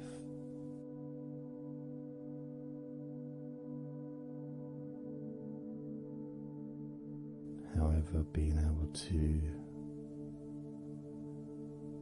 notice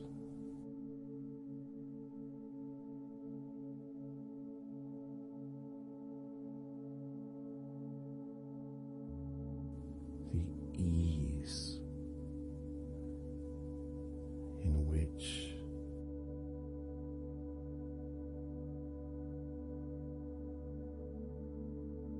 you breathe so naturally.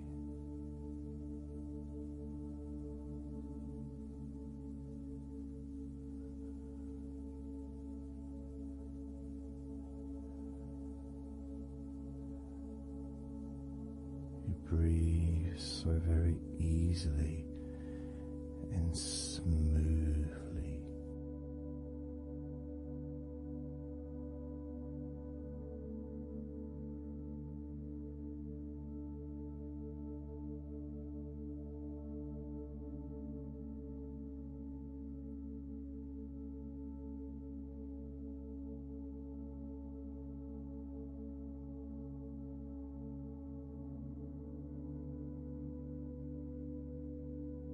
Whenever I imagine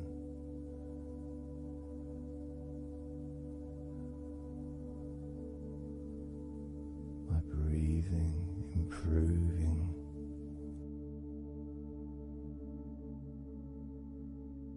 when I've got my eyes closed,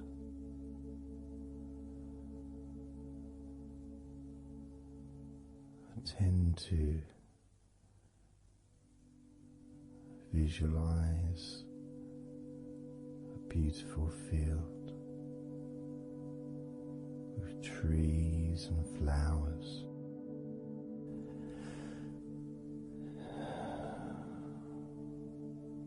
producing all that life-giving oxygen.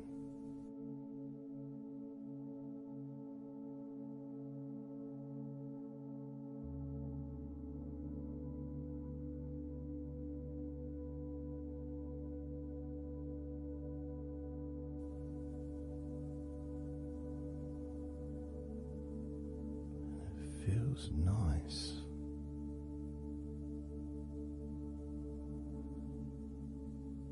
to, if nothing else, just taking some time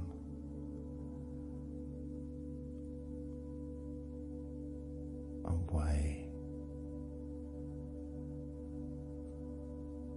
from everything.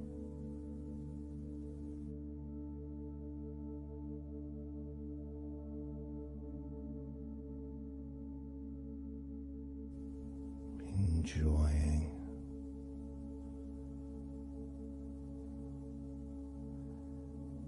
that feeling of peace, serenity.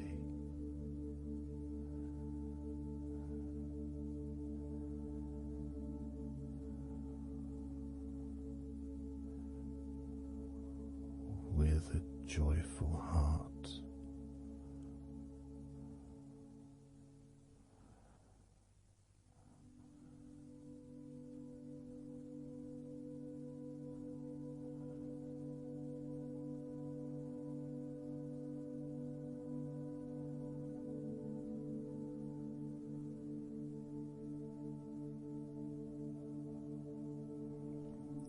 Time seems to just drip by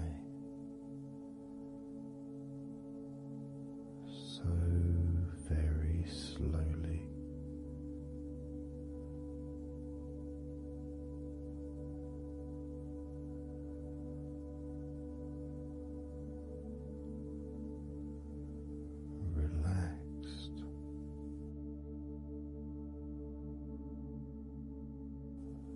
so deeply peaceful.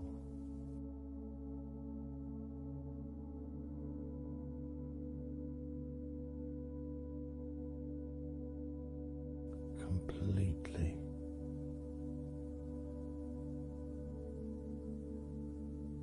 unattached to any thoughts whatsoever in this moment.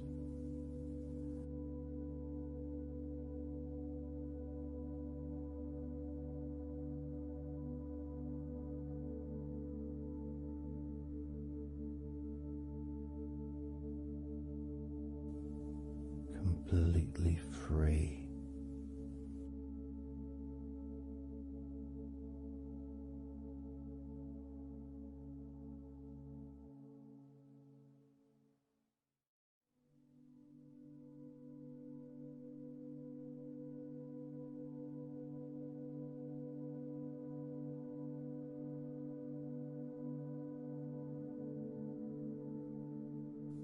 Noticing that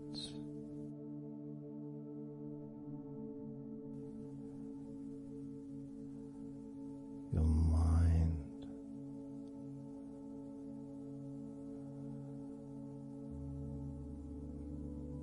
has slowed down.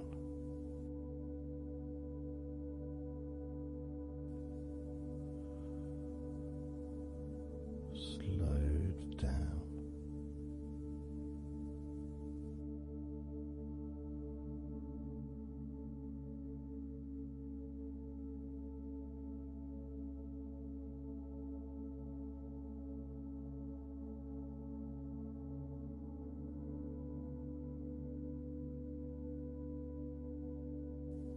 Because nothing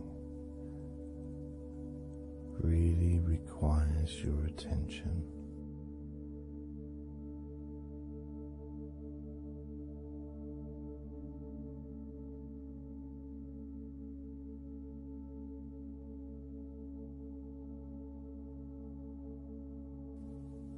You can enjoy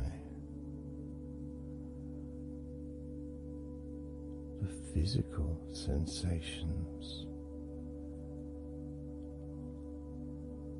of allowing the stress to drip out of your body.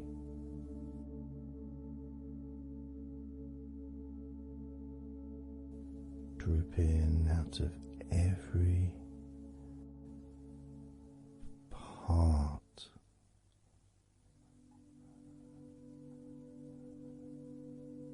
of your body.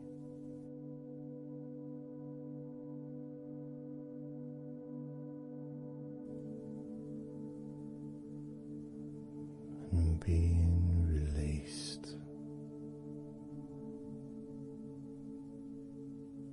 from your brain and your mind.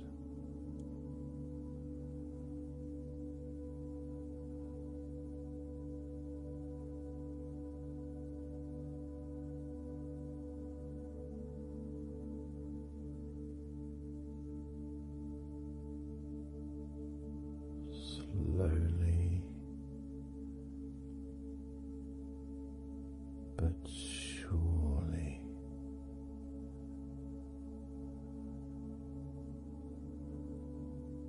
the muscles in your legs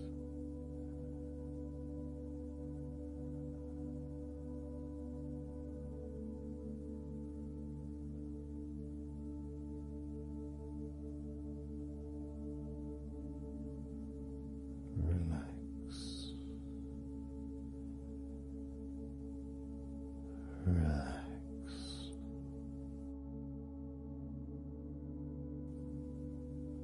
relax.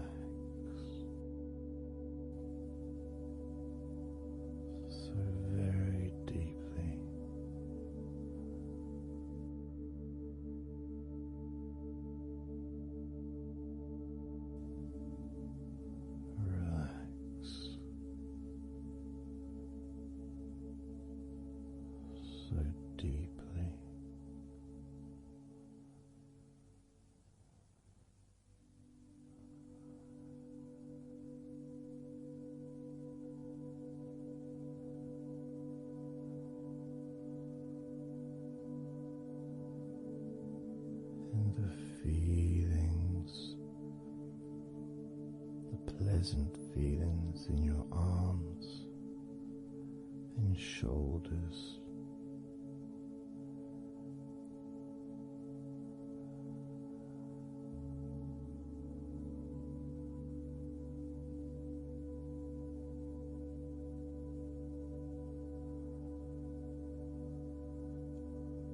Deepening each part of your body further and deeper.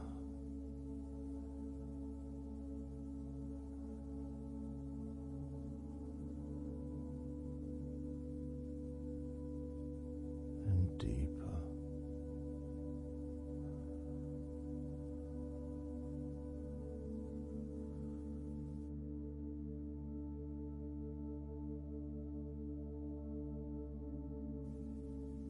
Noticing the feelings in the back of your neck,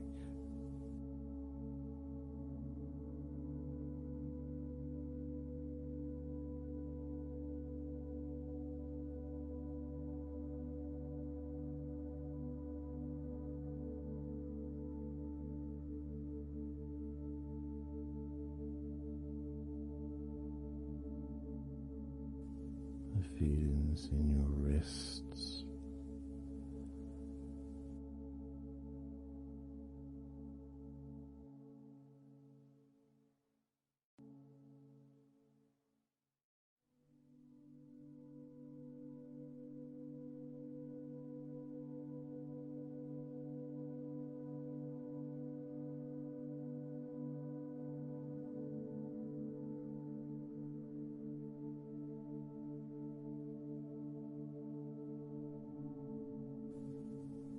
muscles in the front of your body,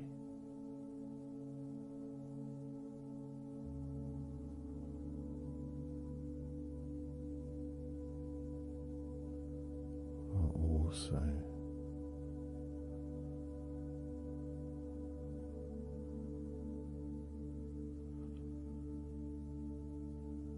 feeling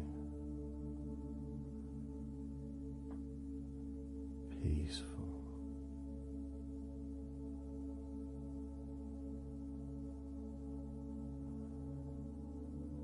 Deeply.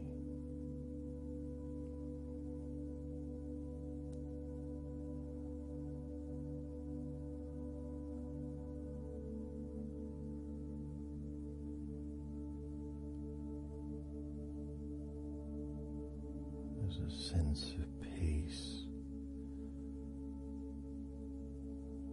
spreads through your very core.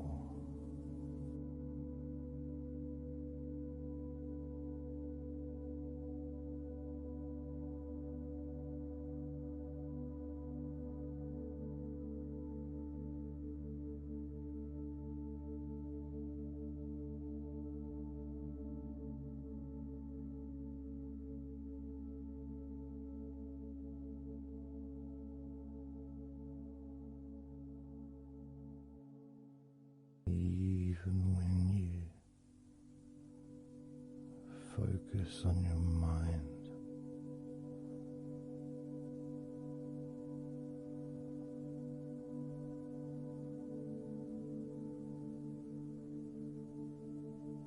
your mind becomes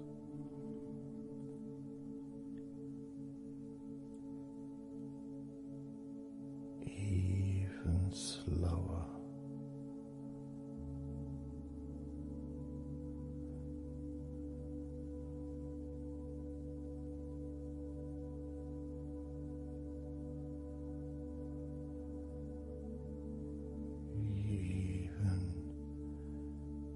Deeper.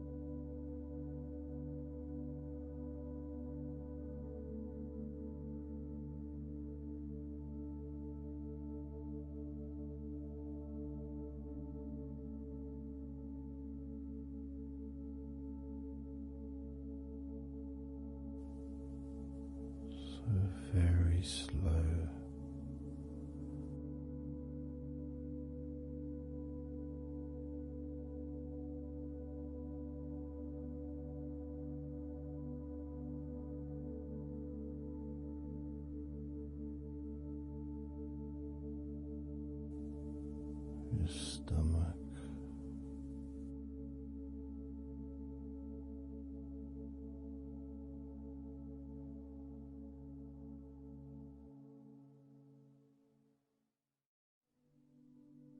Peaceful in your stomach.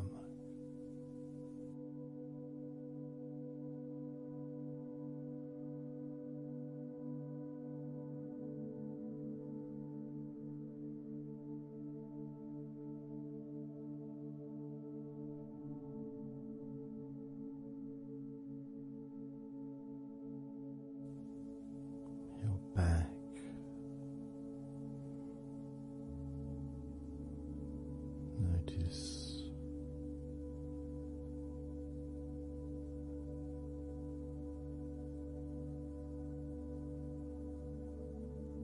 Notice how relaxed you now feel.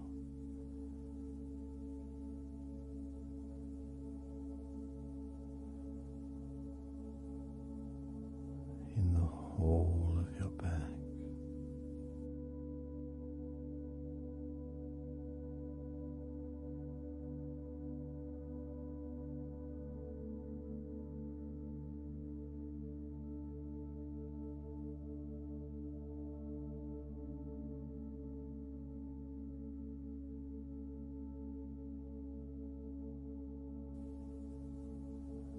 Your spine, from your brain all the way down the middle of your back, sending and receiving millions of messages every day.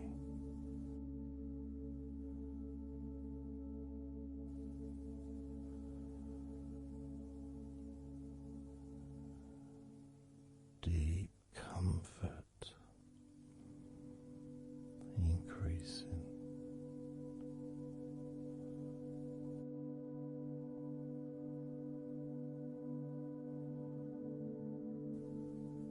Deeply relaxed.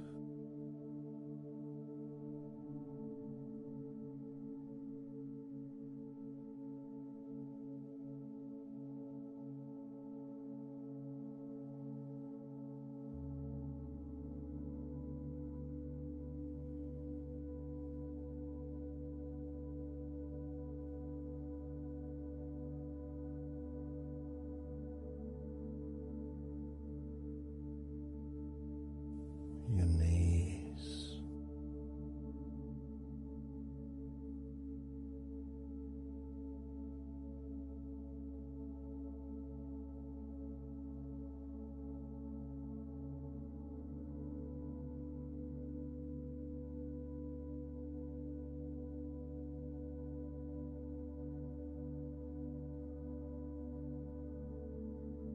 relax,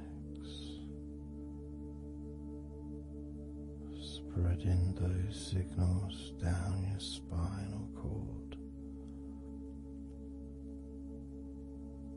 into every part of your body.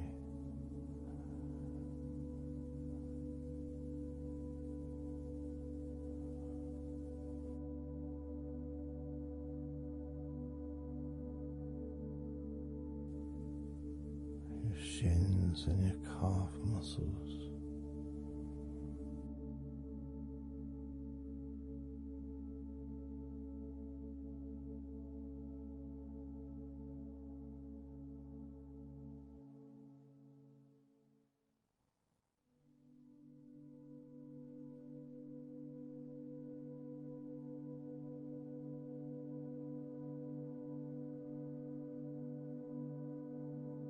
Your elbows,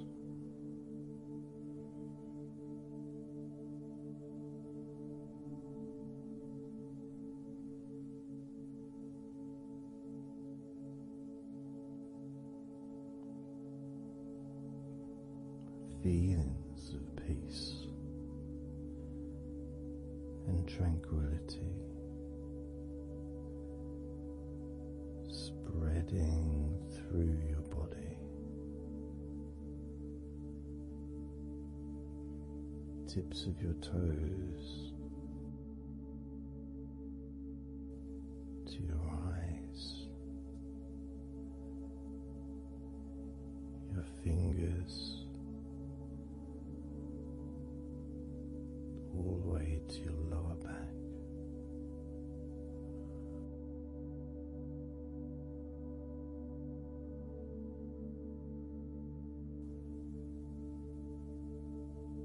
Letting go, really letting go.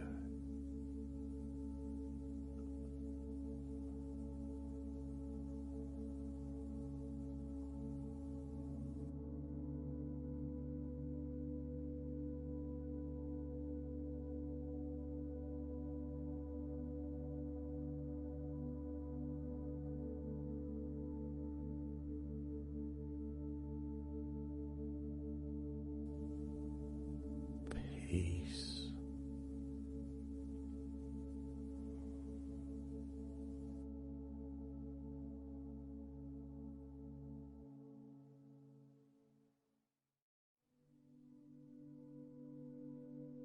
Drifting.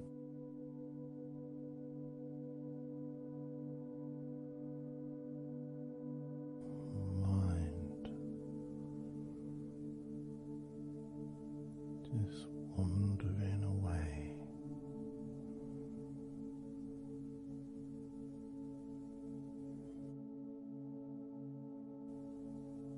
Happy to let go. Let go. Completely let go.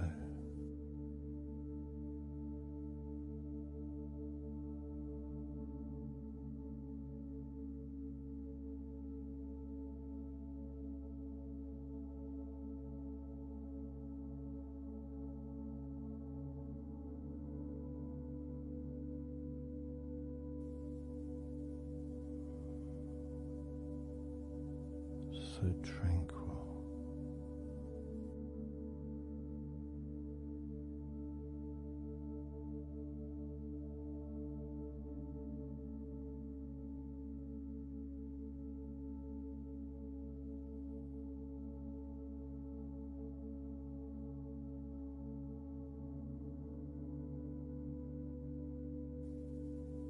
Your whole body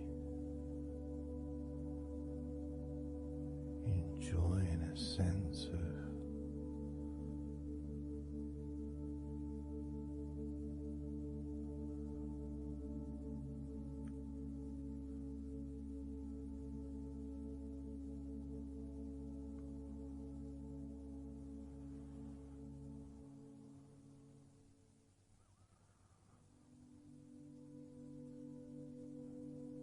letting go. Even more.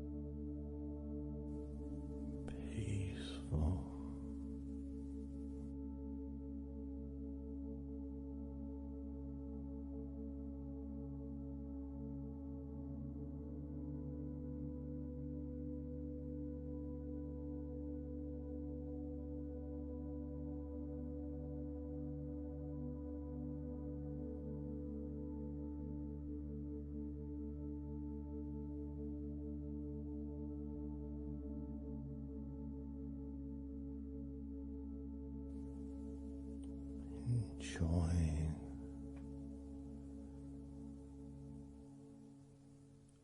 the space, this space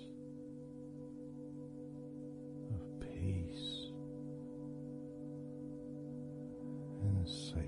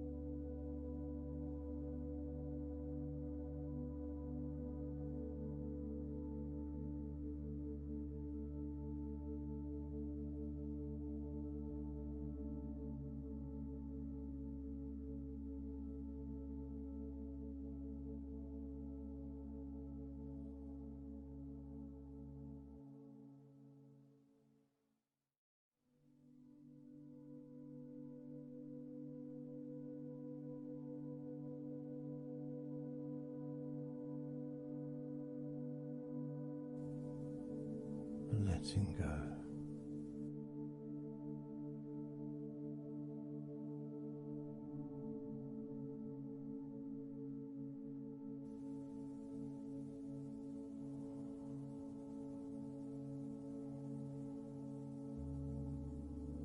Maybe we can just focus on the different parts of your body. Just to notice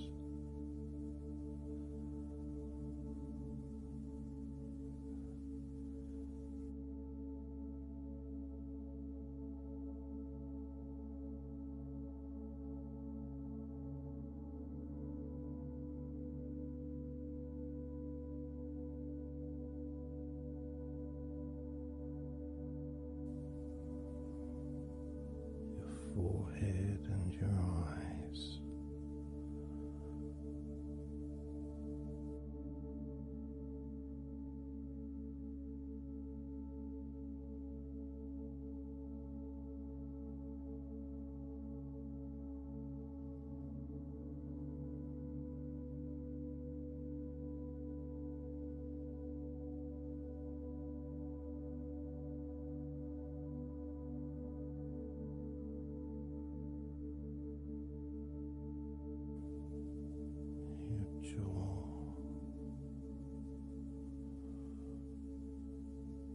So loose.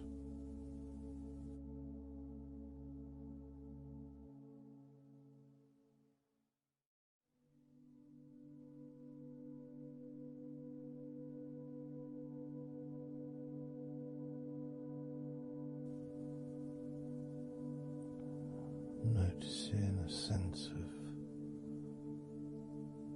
complete freedom.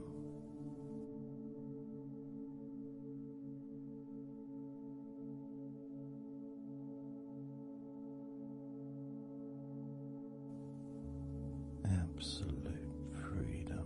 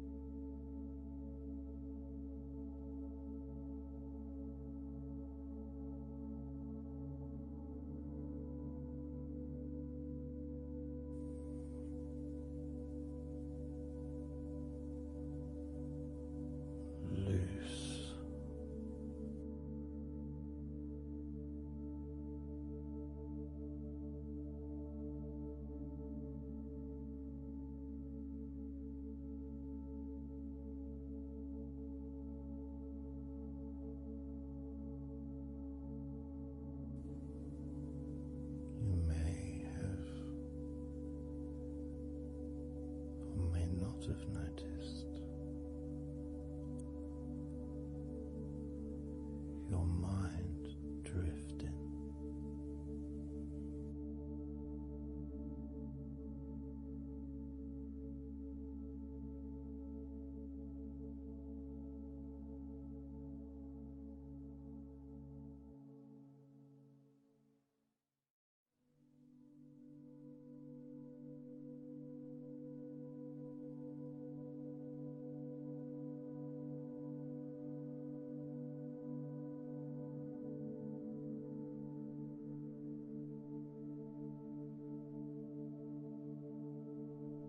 Peaceful.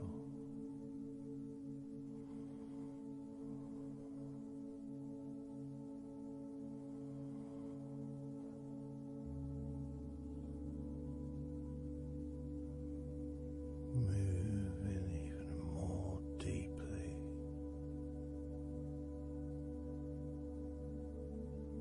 in the direction of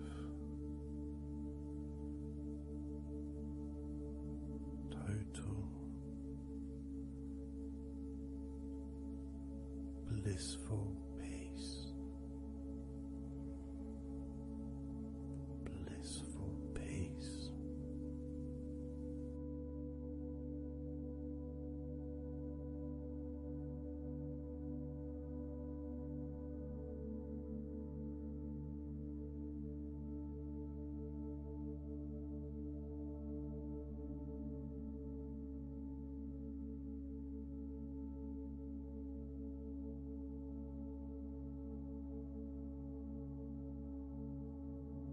Drifting.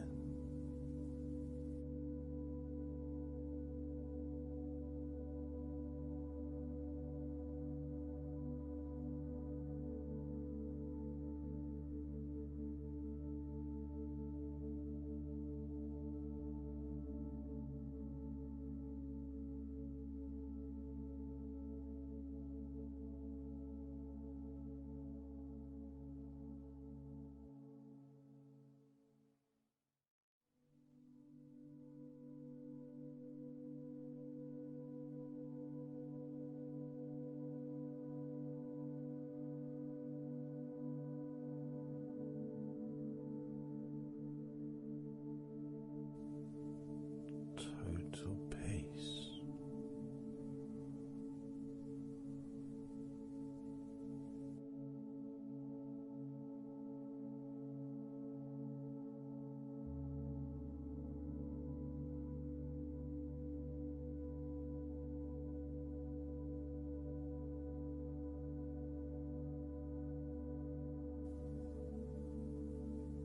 Calm.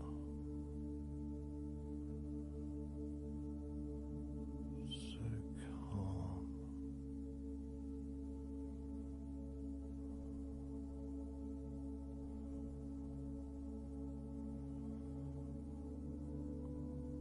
Letting go.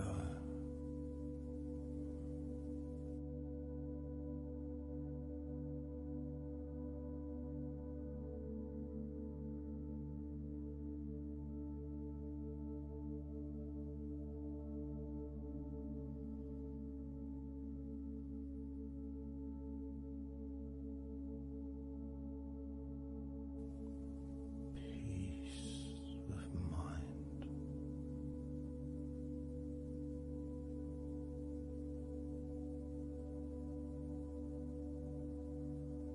Relaxed body.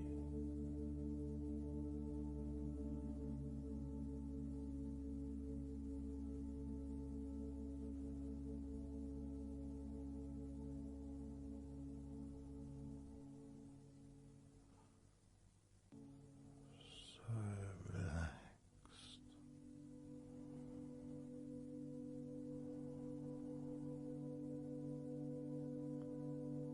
So relaxed.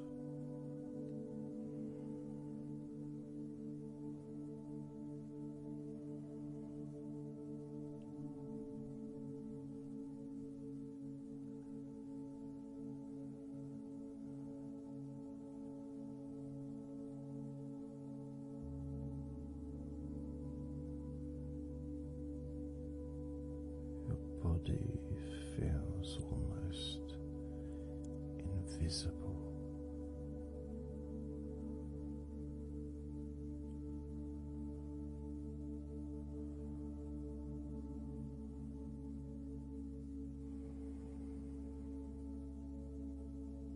So very relaxed and peaceful.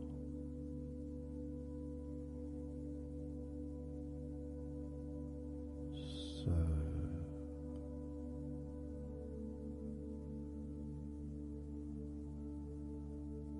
peaceful.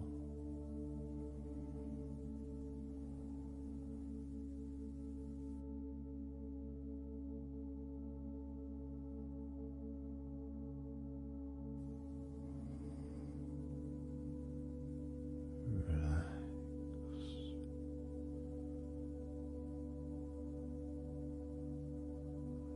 Let go.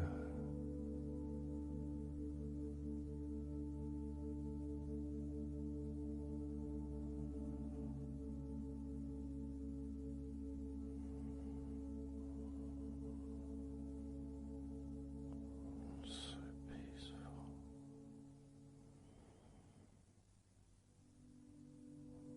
So very, very peaceful.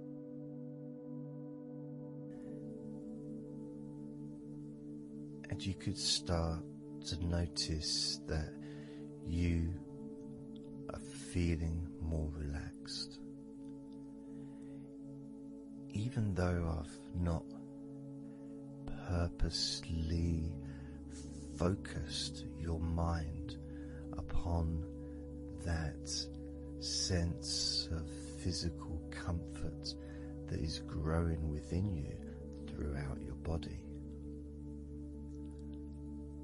And your mind starts to slow down. And that could be almost in recognition of, I guess, my speech not being particularly fast.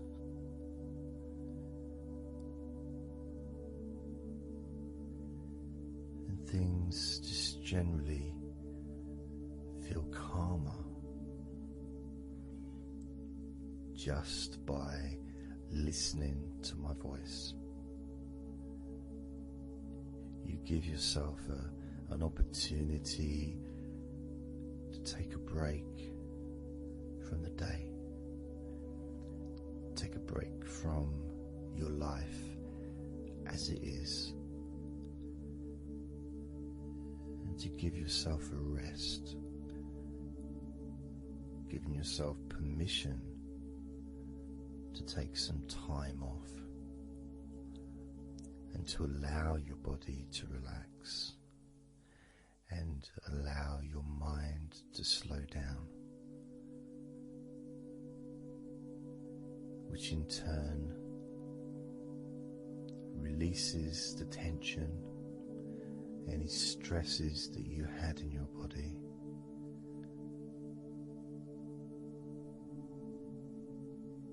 It's almost as if the parts of your body just open up, allowing the negativity out.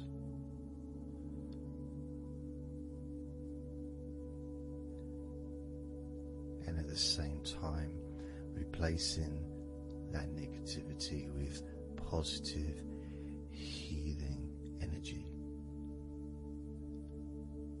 which then fills your body up and your mind too also starts to appreciate those feelings of increasing confidence and an almost uplifting feeling, positive healing,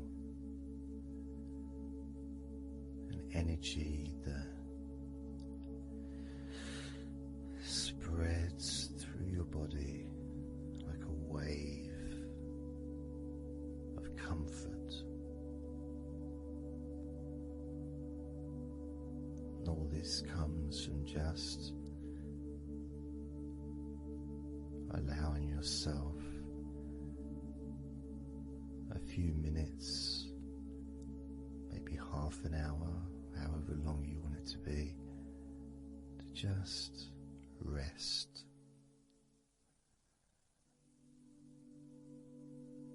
And allow your mind and your body to almost reset itself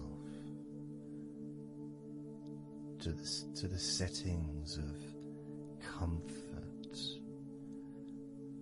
and relaxation, calmness, which allows more room for feelings of pleasure and happiness to move around your body and into your mind, almost as if your mind and your body are syncing together,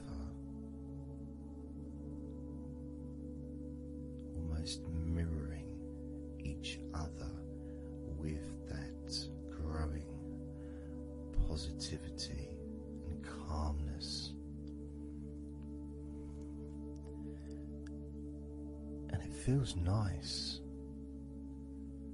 It really does feel nice to know that you are the one that has allowed yourself to feel more comfort and to experience more of this deep relaxation spreading throughout your body.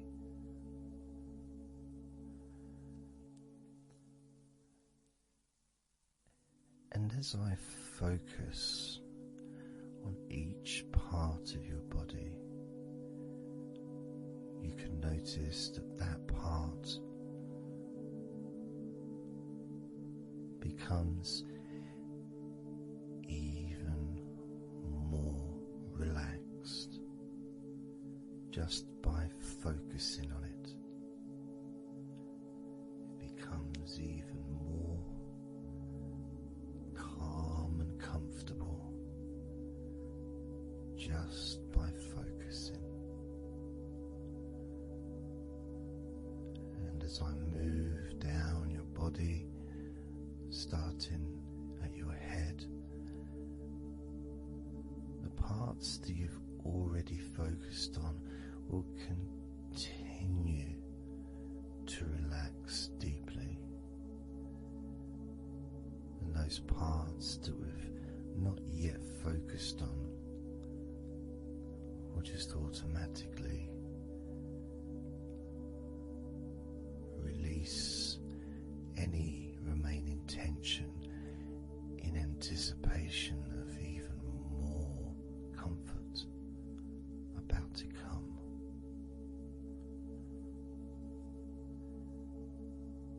Now, I'm going to start by focusing on your forehead, just being aware of the feelings of your forehead.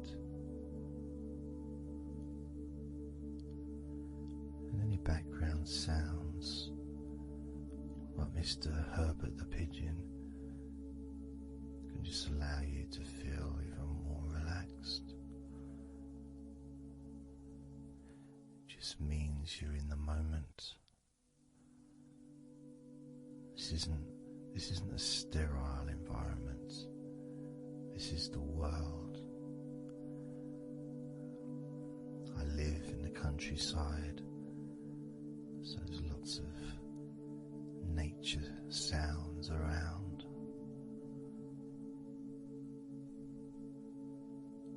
So as you focus on your forehead, just notice how it becomes even more relaxed as you focus only on my voice and that part of your body. Moving down to your eyes, focusing on your eyes, noticing how your eyelids feel so heavy, yet so light at the same time, and all the muscles around your eyes relaxing completely, moving your focus down to your mouth, your lips, your tongue, your teeth and your gums, the whole of your mouth, relaxing, calm and loose. As you focus now on your jaw, not just the part of your jaw near your mouth, your chin, but all the way up the sides of your face to your ears, that whole of your jaw, feeling more relaxed and calm.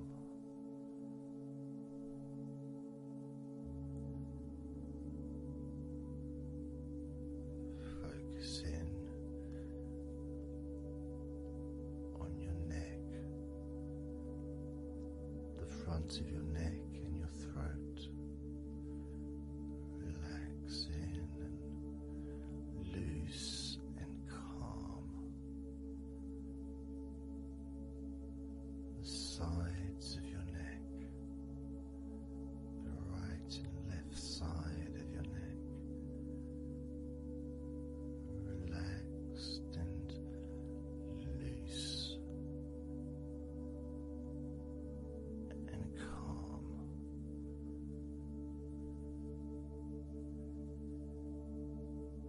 And now the back of your neck, focusing on the back of your neck,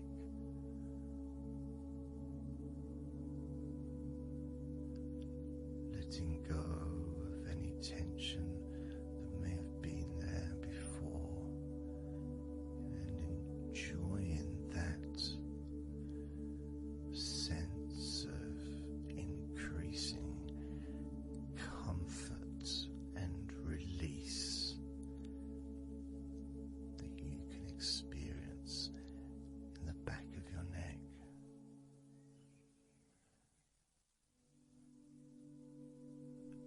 Moving down your back,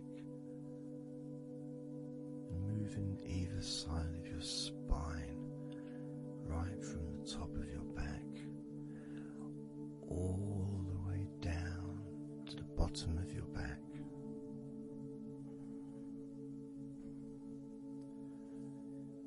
Down to your lower back.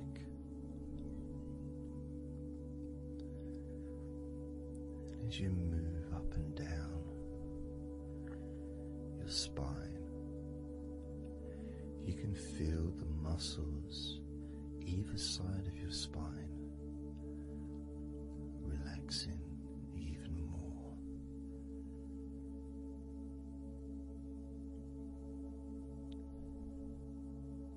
And as those muscles relax, that sense of comfort starts to spread outwards from your spine into both sides of your back, the top of your back, the middle and your lower back. And as you scan gently and slowly up and down your back, as the muscles in the top of your back relax and become looser. The muscles in the middle of your back also seem to just almost divide from each other, separating and almost melting.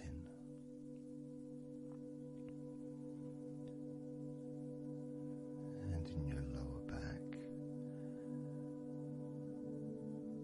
there seems to be an extra special feeling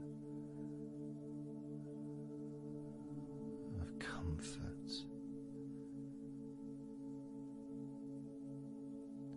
That spreads into your hips, so down your lower back and into your hips, into the area where your coccyx are, and into your buttocks, and all those muscles that spread from your lower back into your hip area start to melt,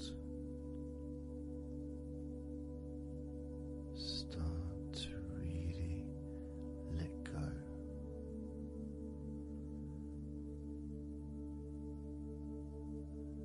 And even though we're about to focus on your shoulders, your back and your spine will continue to let go. Continue to relax so calmly.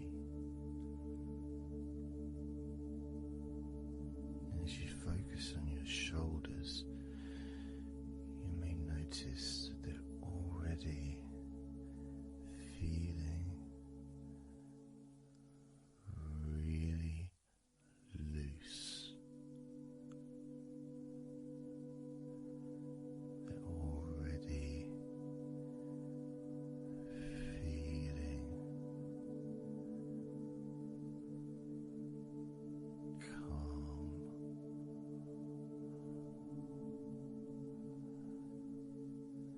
And that feeling of those muscles that move from your neck into your shoulders.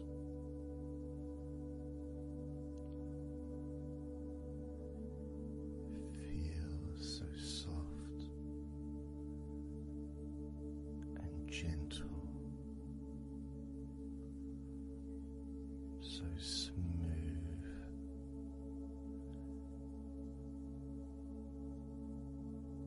and calm.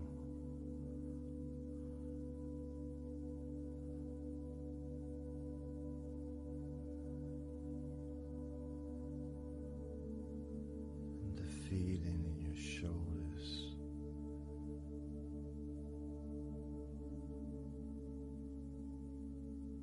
seems to spread deep into your shoulders.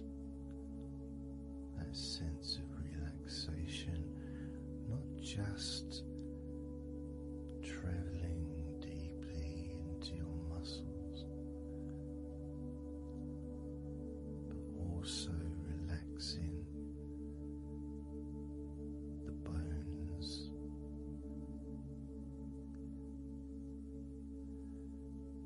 and moving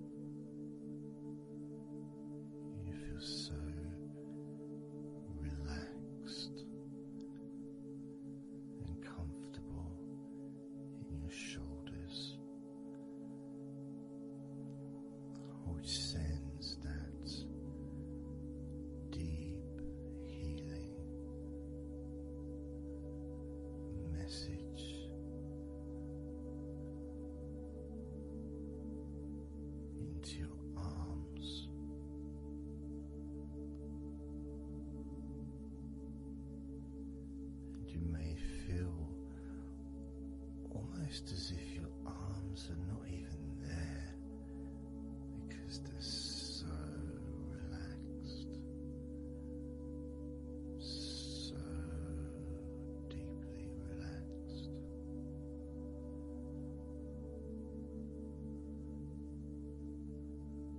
So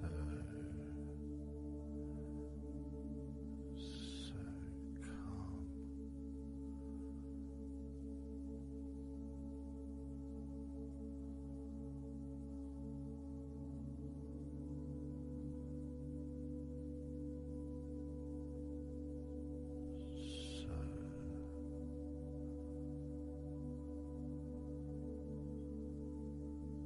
Loose.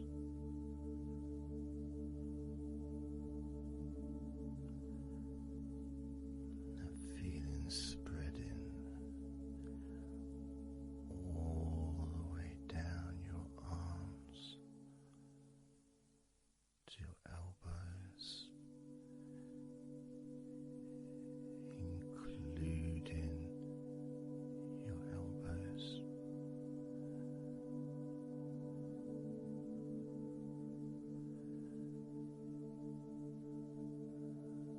Circumference spreads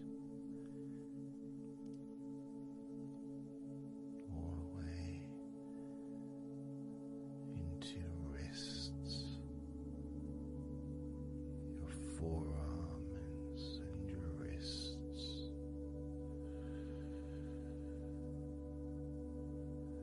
feeling so heavy, yet at the same time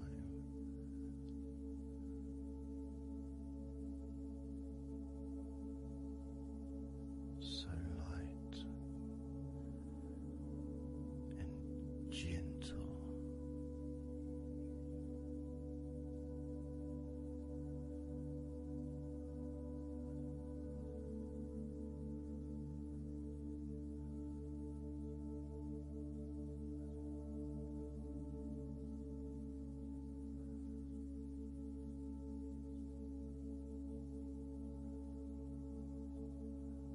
Focusing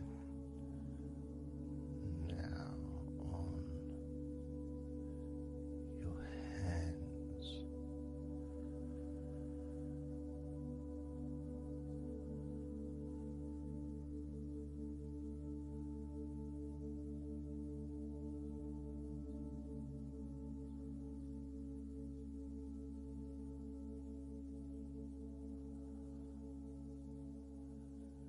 Your hands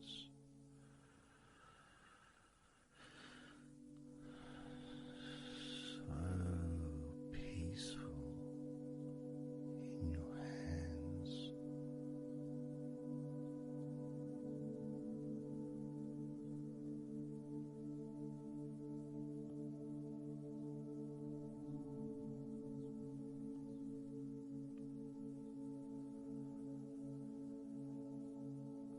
There's a sense of real peace.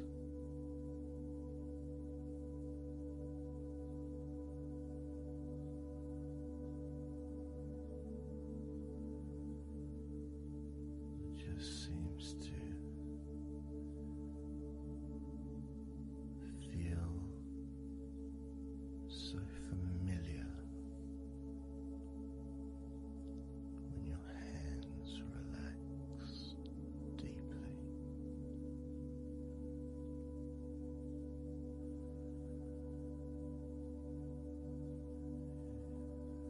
Feels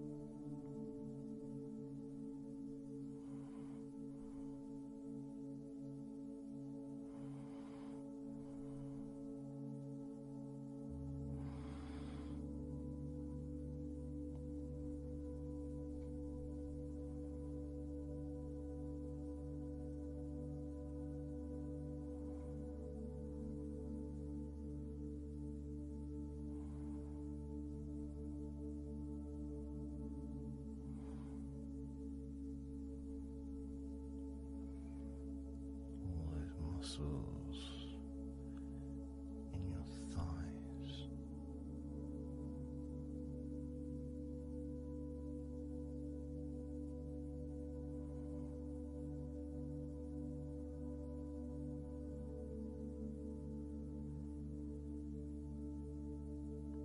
Your knees, so relaxed.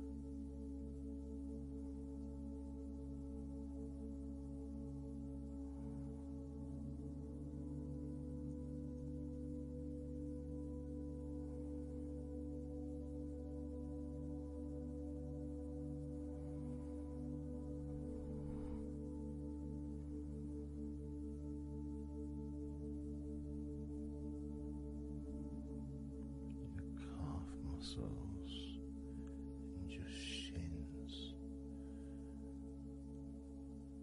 completely relaxed.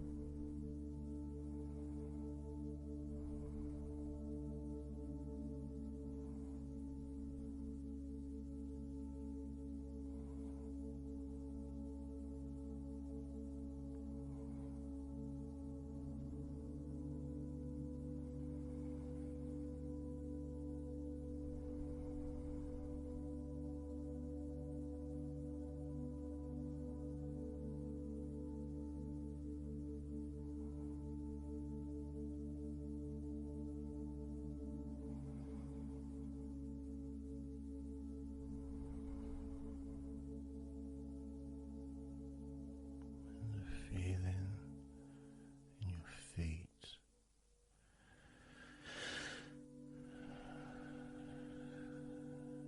so peaceful and so calm.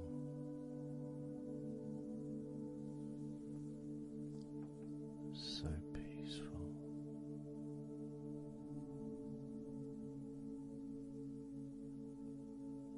So calm.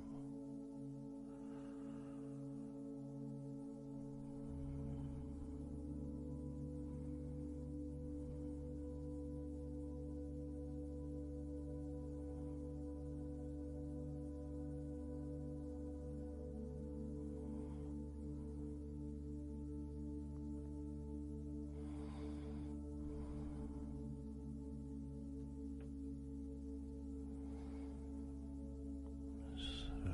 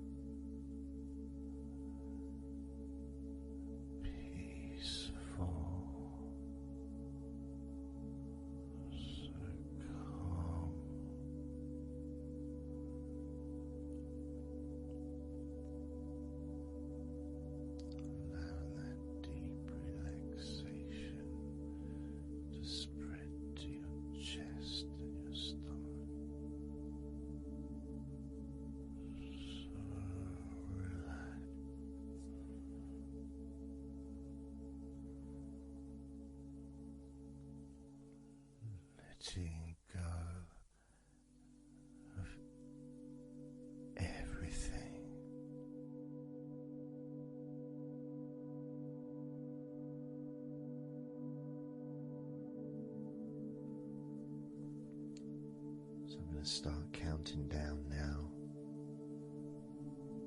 from 20 down to 1.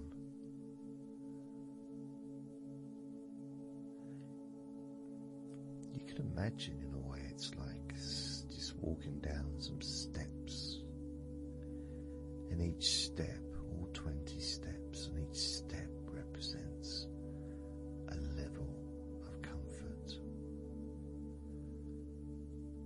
Each step represents a deepening of that comfort.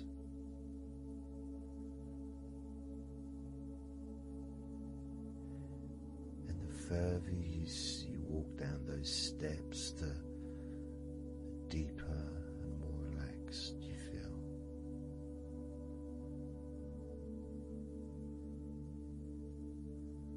So, starting with number 20.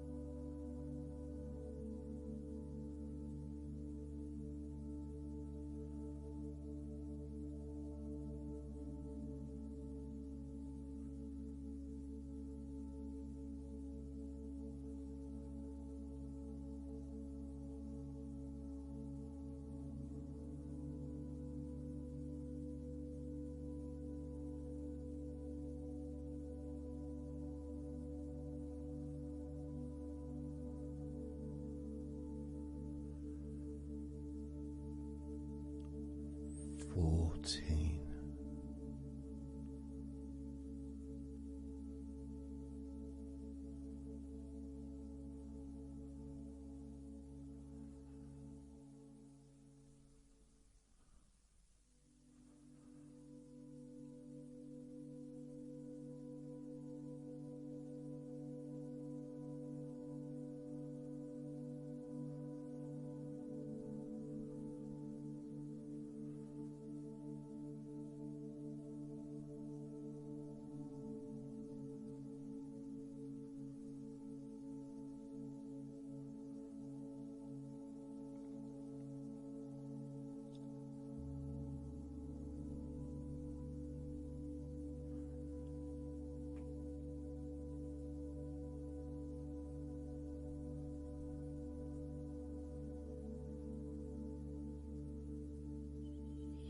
13.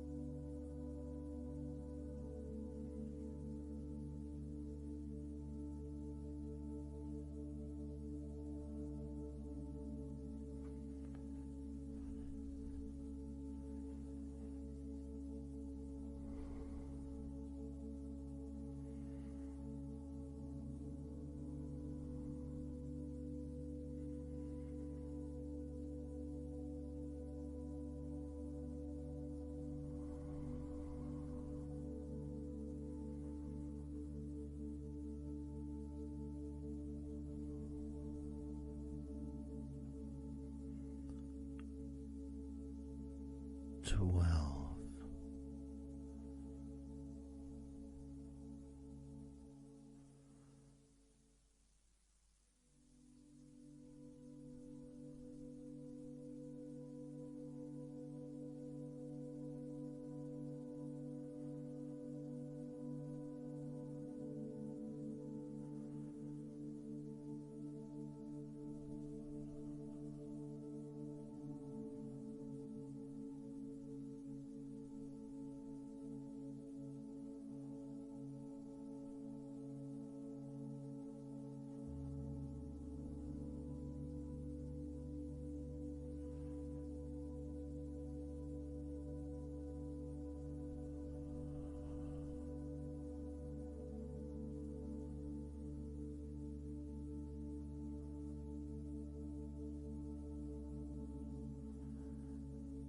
11. 10.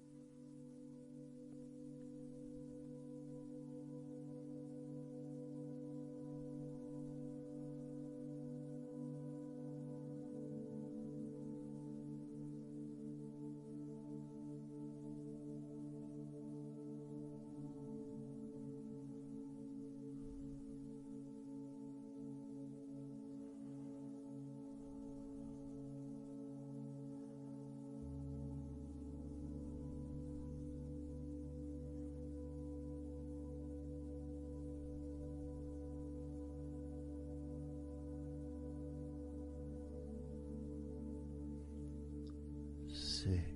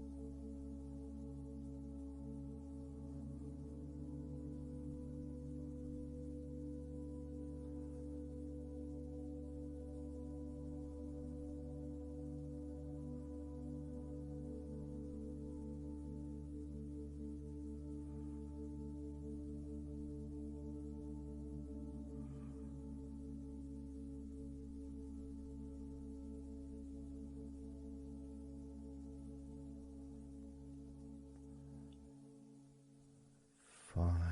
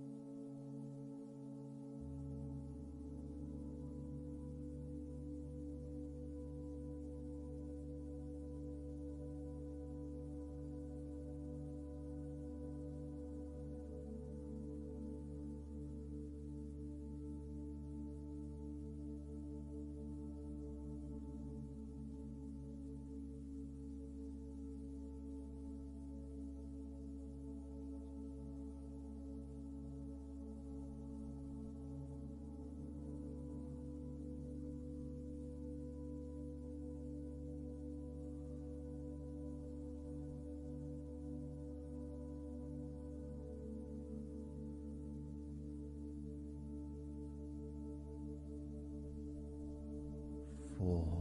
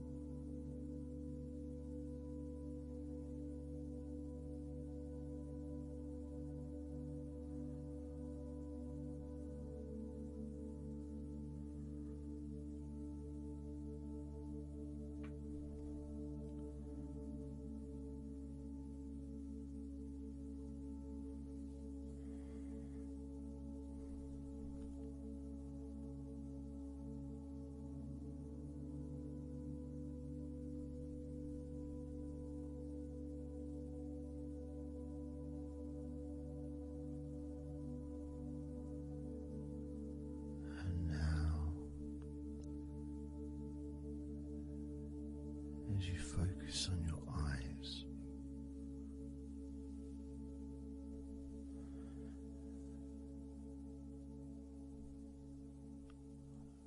We're going to count down from 10 down to 1.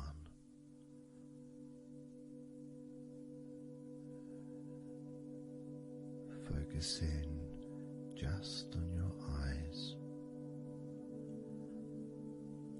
your eyelids, the muscles around your eyes, your eyeballs themselves, that whole area that makes up your eye.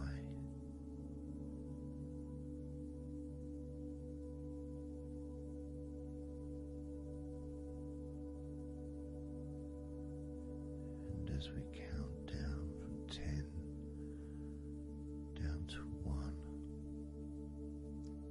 whilst focusing on your eyes,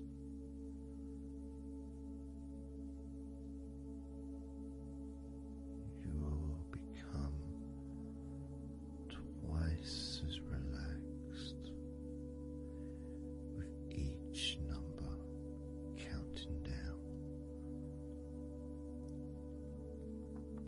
You may find that all you want to do is just drift off to sleep, and if that's what you want, then just allow yourself to do that.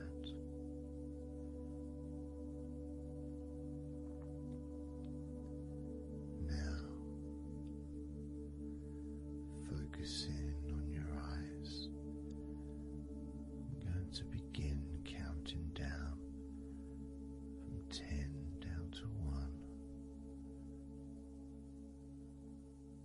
right now.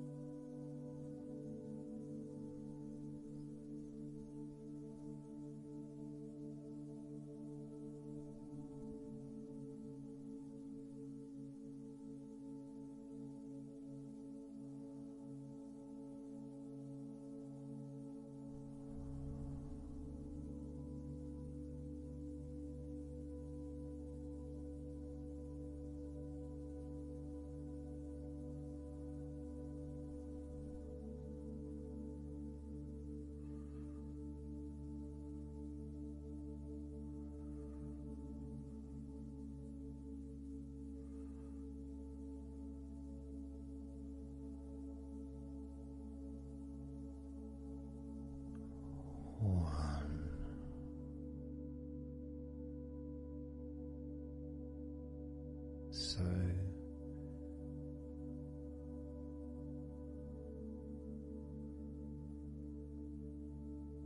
counting down from 10 to 1. 10, 9, 8, 7, 6, 5, 4, 3, 2, 1.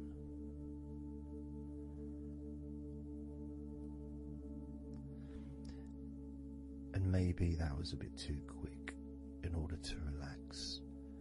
Maybe it's a bit too fast for you to notice the calming of your body. Maybe even a little bit of pressure there, like you're counting down from 10 to 1. What do you expect me to do, man? You expect me just to go all floppy just because you're counting down?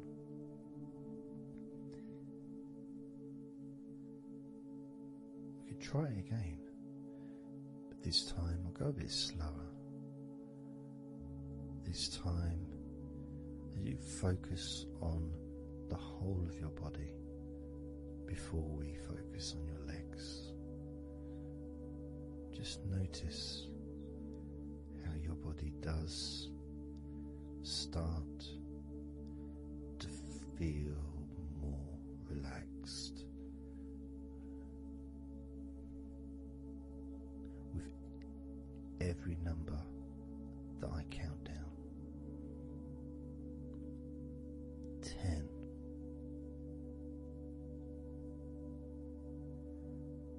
9,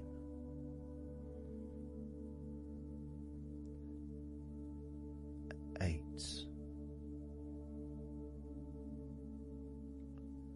7,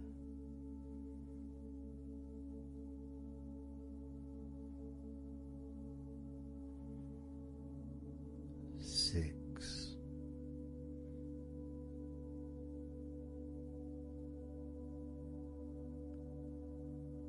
5,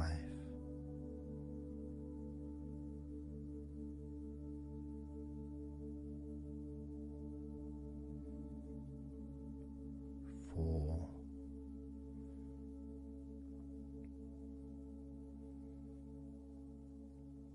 3,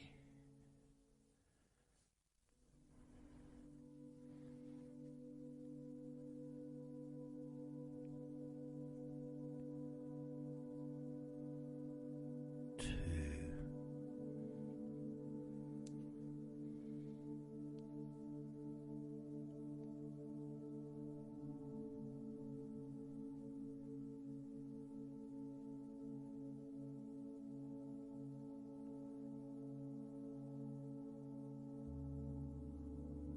1.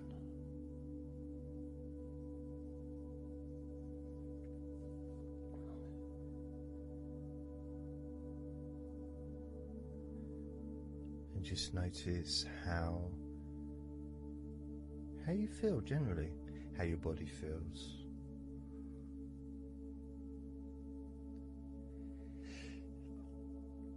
It's not necessarily even about counting down from 10 to 1. It's that space that you have, that space between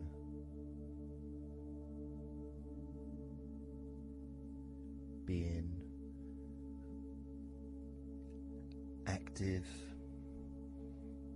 physically or mentally to just sitting or lying down, just being there, not doing anything, not saying anything, not needing to think about anything.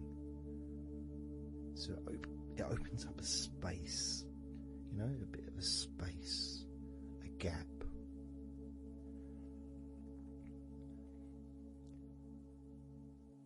And the more I count down from 10 to 1, the bigger that gap becomes.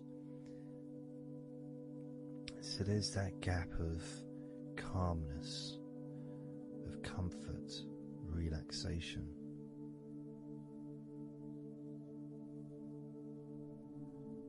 It's a nice feeling.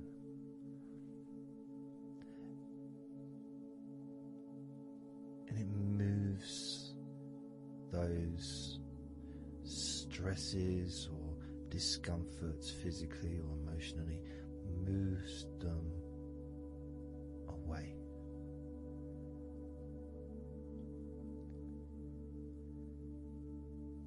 Allows you to just slow down. So I'm going to count again from 10 down to 1 and notice that gap widening. The gap. And as it widens, it's almost like the stress and attention falls into the gap.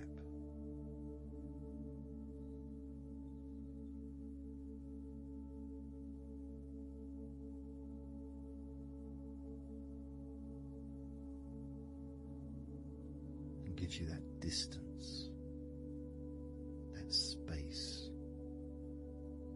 Now, 10, 9,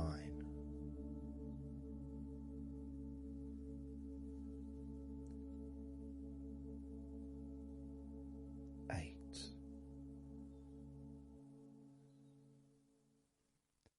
7,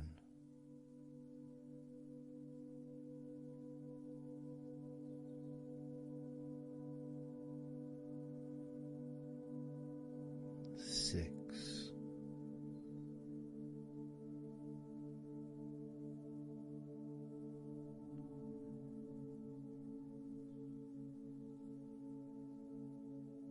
5,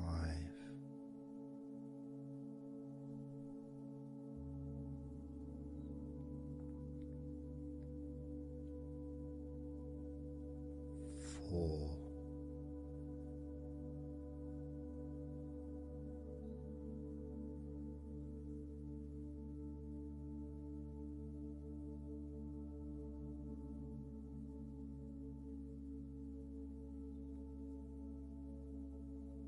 3,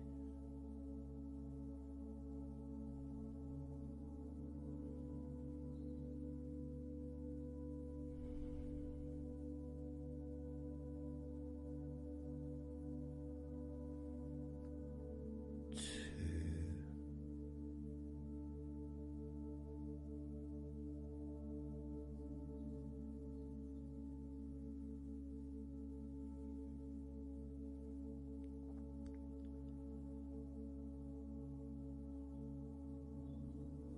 1.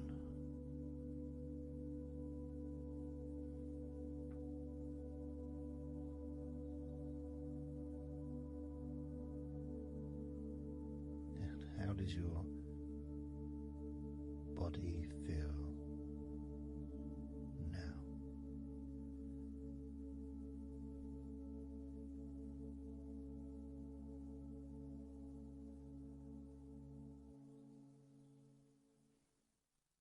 Can you notice that you're feeling calmer?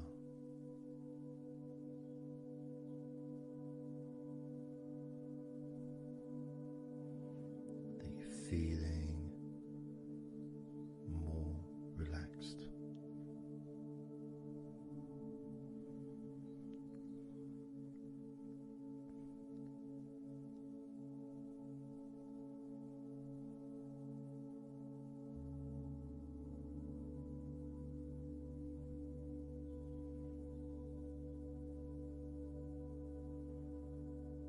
As we now focus on your legs, just your legs.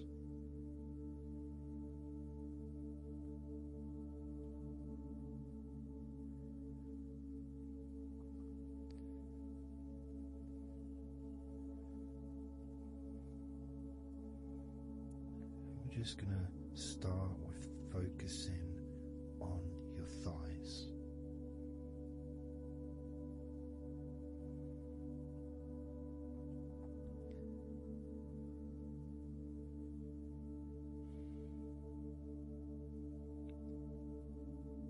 Of course, it's not the most exciting thing to be doing because I'm sure, like most of your body, there's not a lot going on right now.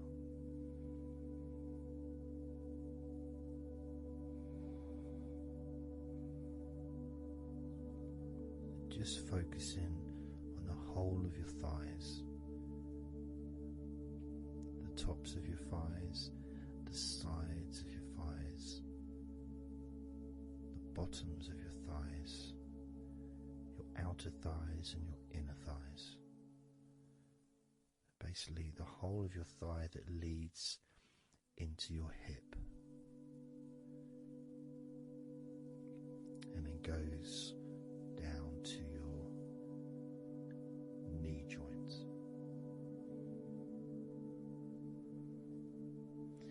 Now this is a big area. It's a very heavy area. It's very strong. Probably the strongest muscles in your body are in your thighs.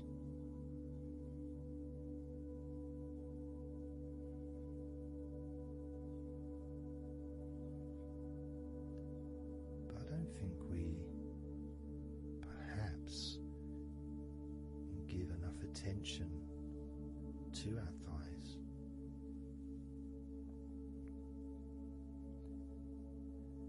Perhaps we don't acknowledge how important our thighs are to our lives.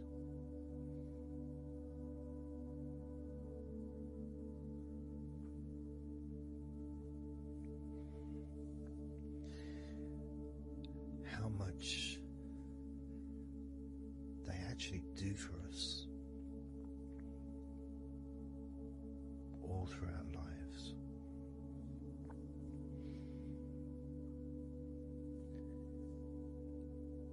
And it may sound really weird, but I think that all of our body parts, especially our thighs, need some TLC. A bit of love shown, a bit of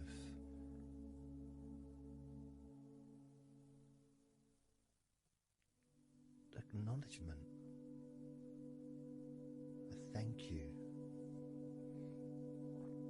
gratitude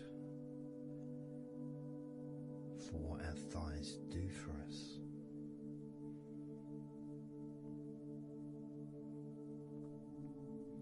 And I know this may sound a bit strange.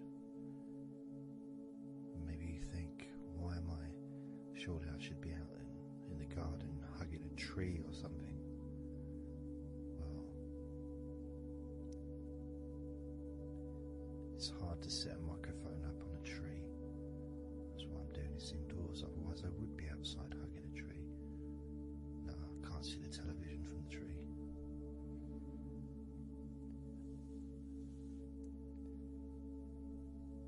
If you move down to your knees, again, such an important part. And I think we don't necessarily, I want to speak for myself here, I don't necessarily appreciate all that my knees do for me until I have a problem with my knee. So occasionally if I have maybe I bash it or it's aching for some reason, it's then that I realise how much it does. You know, the benefit of being able to use my legs without any kind of physical discomfort is a beautiful thing that's possibly not appreciated until it's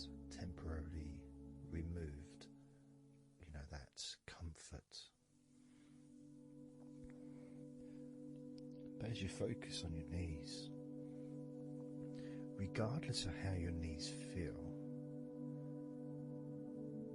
you can have that sense of gratitude and love to your knees for all that they do for you.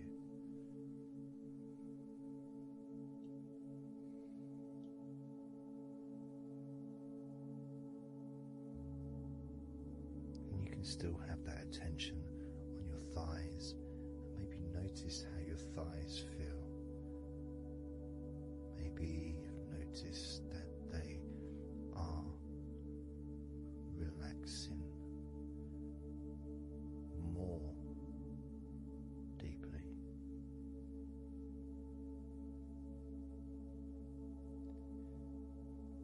As you focus now on the bottoms of your legs, your shins and your calf muscles, and the bones between your knees and your feet, incorporating of course your ankles.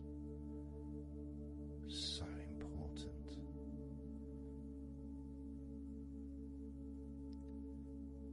Anyone who's had even like the slightest sprain of an ankle knows how much we take our ankles for granted.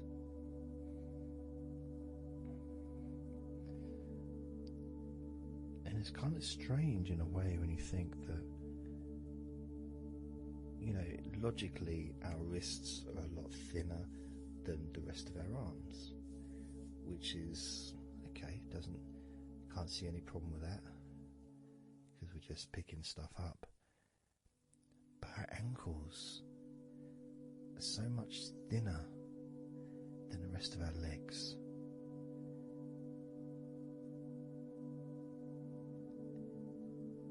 And from a physics perspective, or logical even, it doesn't really make sense that all this weight would ultimately be resting on your ankles, then leading to your feet.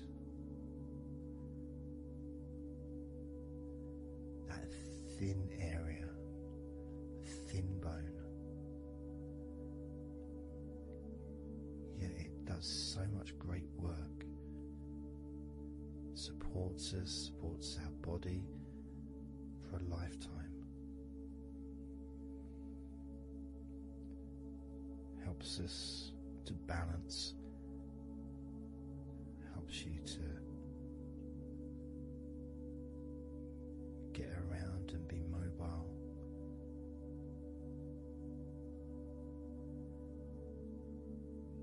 And there's the calf muscles, of course. When I was younger, I couldn't see the point in calf muscles. It didn't seem to do anything. Okay, if I walked around on tiptoes, then my calf muscles get some work. But of course that's not true. The calf muscles are being used whenever we use our legs.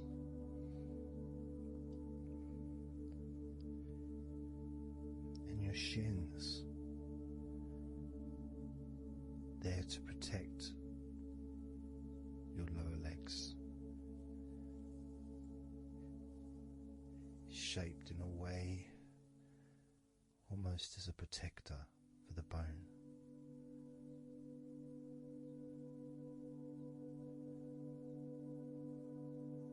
Leading, of course, to your ankles and your feet.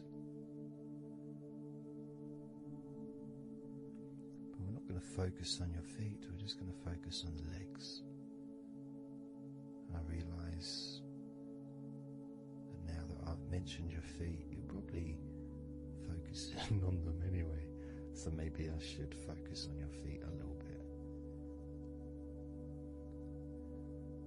You can have them in your awareness, the same as you have your thighs in your awareness, even though we haven't been focusing on your thighs for a few minutes.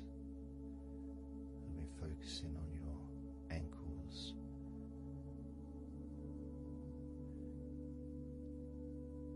there's still that sensation of comfort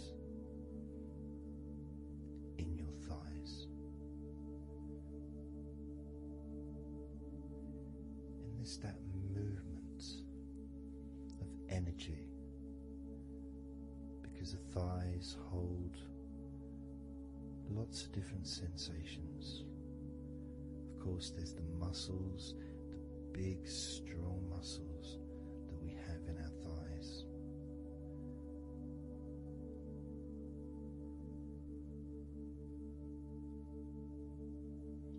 But the skin on the outside of the thighs, as in the outside of all of our body, can be very sensitive.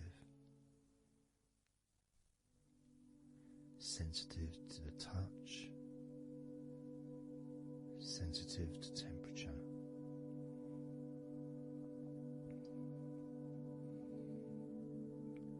And inside your thighs, the bones, there's the muscle, there's the blood vessels, the arteries. So all this stuff, it's inside your thighs. And I guess sometimes it'd be nice if you could actually put your fingers inside your thighs and massage. So you can massage on the outside, of course, but to be able to get deep into the muscles and to be able to just massage inside your thighs, massaging the bones of your leg, massaging all the veins, and just gently healing your thighs. And you can move down, massaging inside your knees, just massaging those bones, but with healing fingertips, spreading that healing energy deep into the joints of your knees.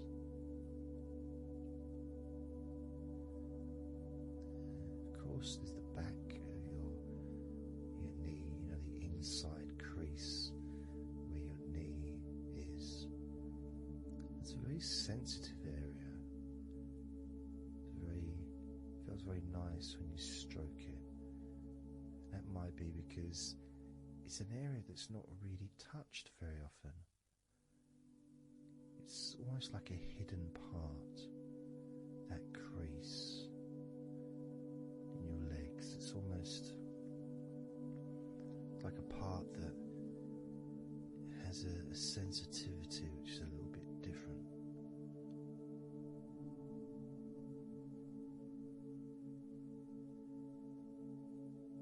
Of course, it's protected by your legs.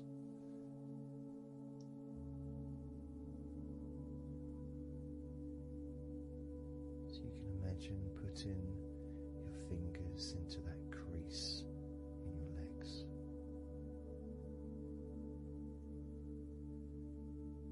That fold in between your legs, you can just massage with your fingertips. Imagine your fingertips going inside, massaging the muscle tissue.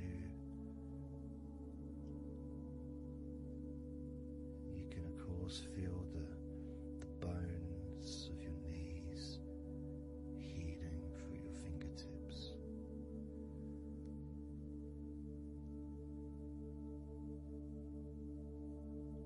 And then as you go down to your calf muscles, now that's a part I'd like to be able to really put my fingertips deep inside my calf muscles, massaging every single tissue of that muscle, healing every part.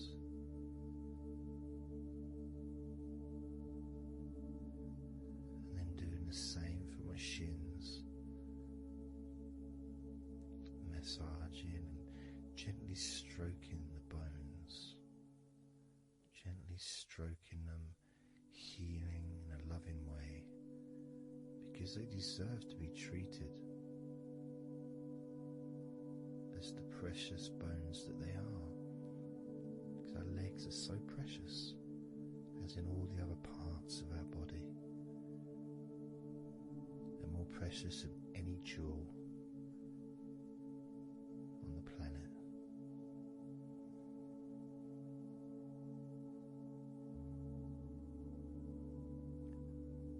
And when you start to think about your legs in this way, it can change your perspective. It might sound a bit silly to start with, the idea of having love for your legs, showing appreciation for your thighs, wanting to be able to put your hands in your thighs and massage the muscles and the bones, and to get your fingers deep in there, releasing all tension, just to show how much you care about your legs, how much you care for what your legs do for you regularly. Your knees, your calves, your ankles, the strength of your ankles, considering how thin they are compared to the rest of your legs, especially your thighs. Yet they're so strong, so flexible, absolutely amazing things. Your ankles are truly a gift because of what they do for you.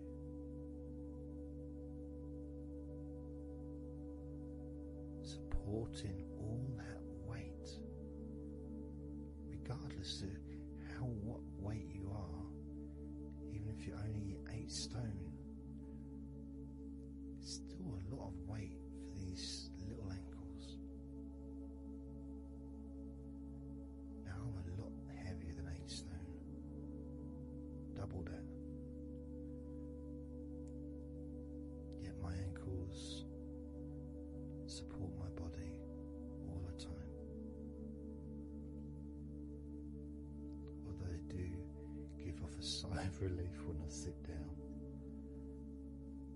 As in fact my whole legs do.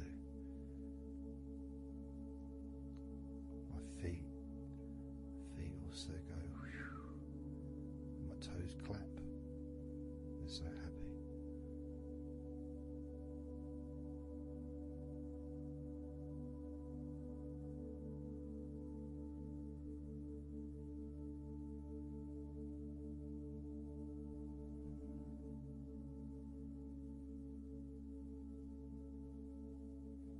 Your legs really are amazing.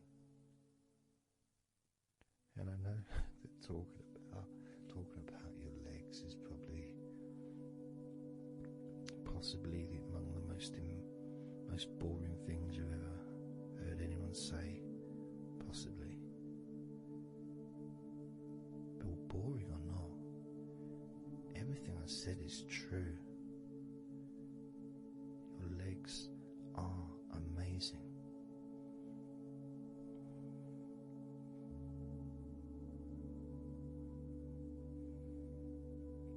Your legs deserve not just respect,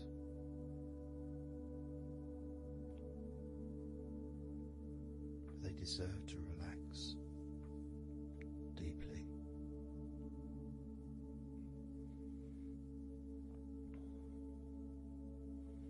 They deserve to take some time out of the day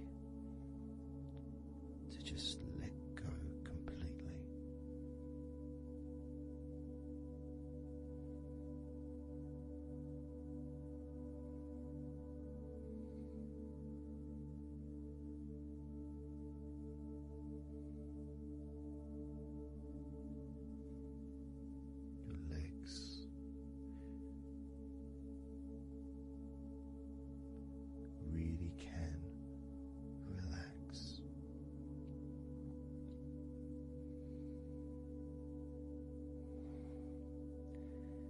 because the legs are such a very important part of your body, when you relax your legs, the rest of your body also naturally follows in that journey of comfort.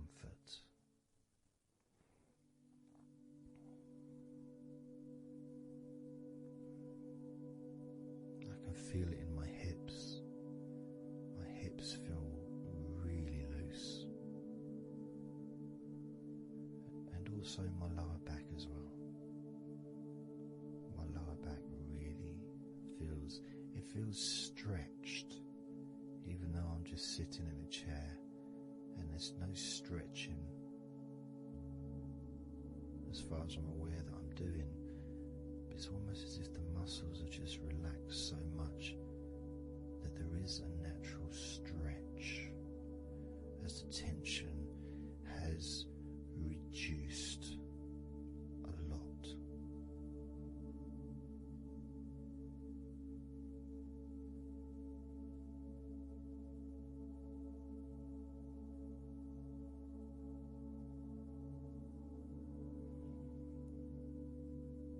And I'm now going to count down from 10 down to 1.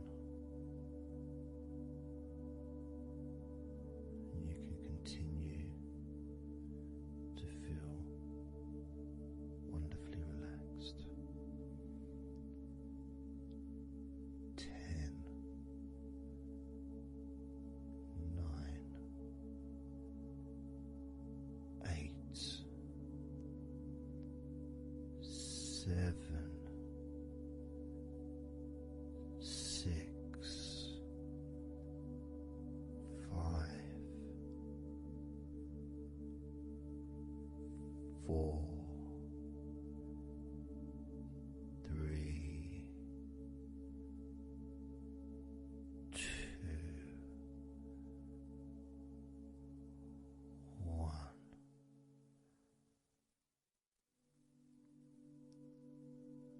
Relax.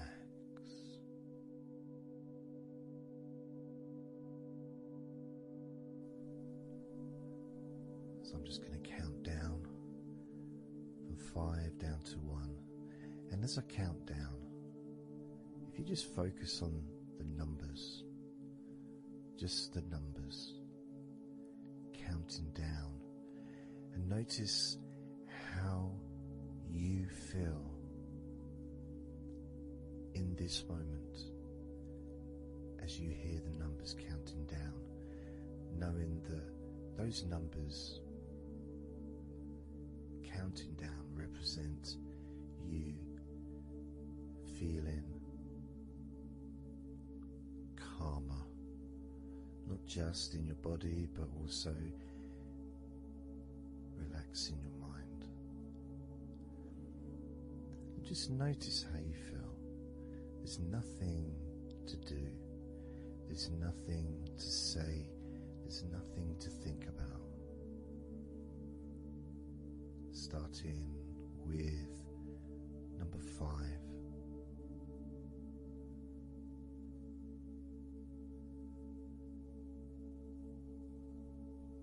4.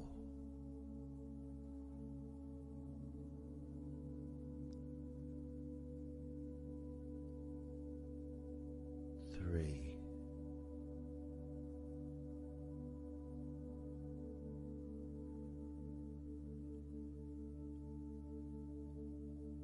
2.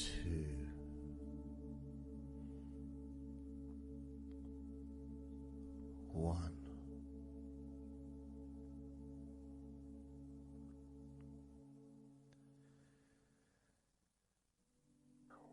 As you notice the gradual letting go of the tension in your body, you may also begin to notice and be aware of how your mind is starting to slow down. At this is just a natural thing that happens. It's not really a special procedure. It's just natural, because as your body relaxes, your mind also starts to relax. And the more your mind relaxes, the more your body relaxes. It's just a continuous circle of relaxation.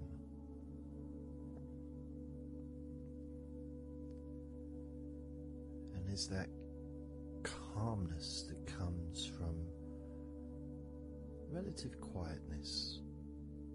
You know, even if there's background sounds, either your side or mine, it's still going to be quite calm.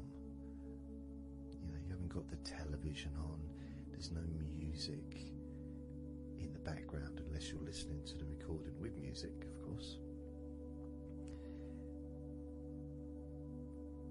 You're very likely not going to be sitting in a room with other people.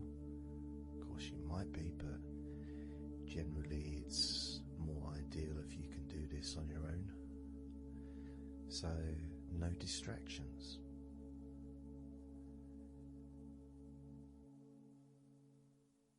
And when you stop thinking about stuff,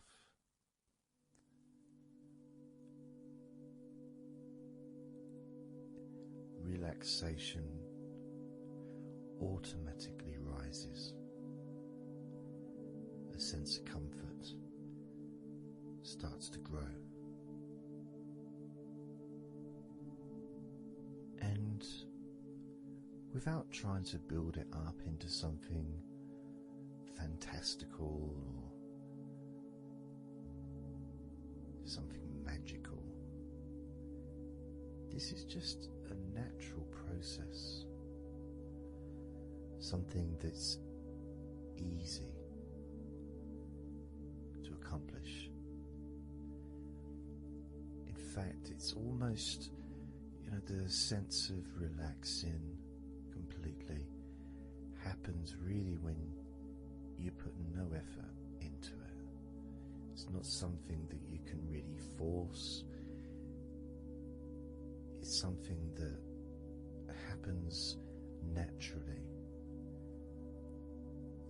And part of the process of this recording and others is simply to allow you to take advantage of this space, this time,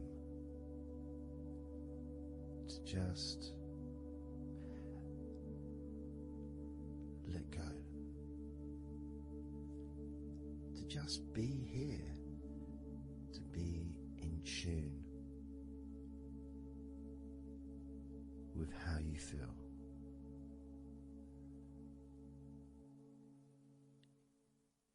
Yet with the intention of wanting to relax deeply. And maybe even to fall asleep, depending on what it is that you wish for yourself in this moment.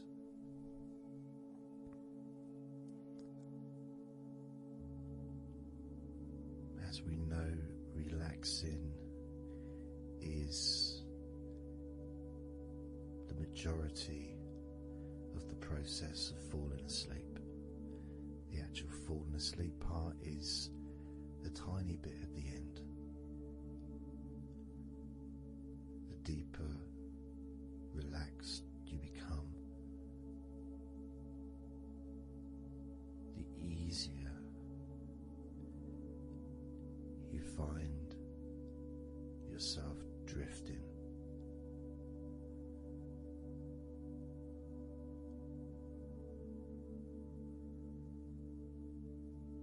But you can also, if you choose, stay focused on my voice and really enjoy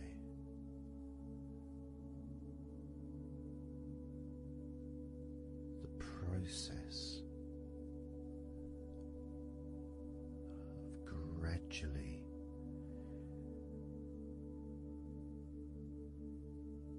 relaxing each muscle in your body effortlessly.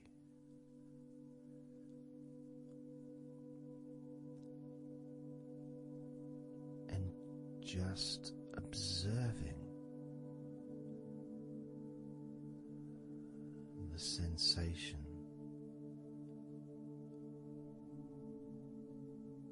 of letting go.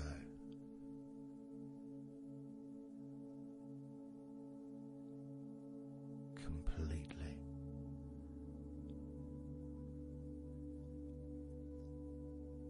This time I'm going to count from 6 down to 1.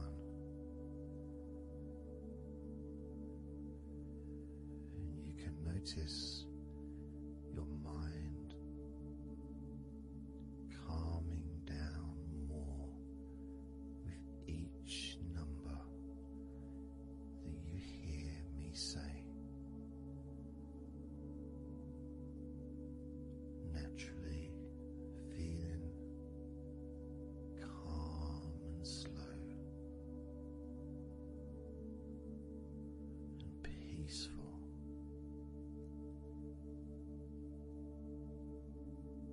6.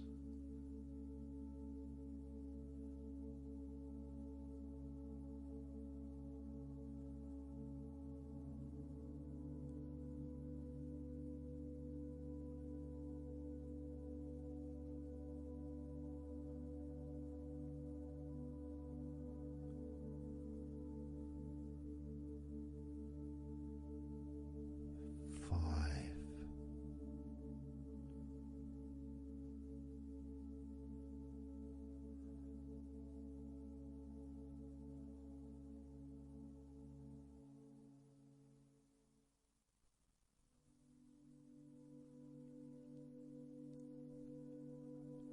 4.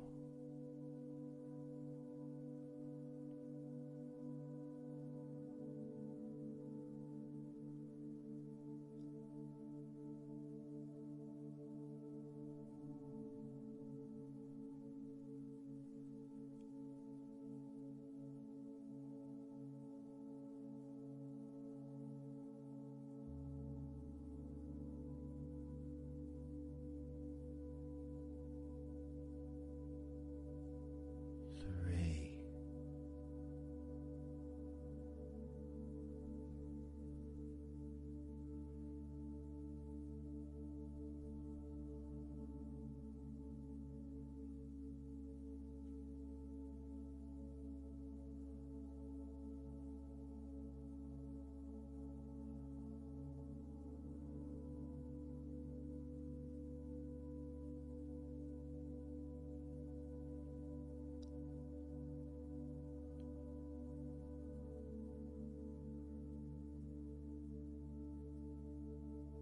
2.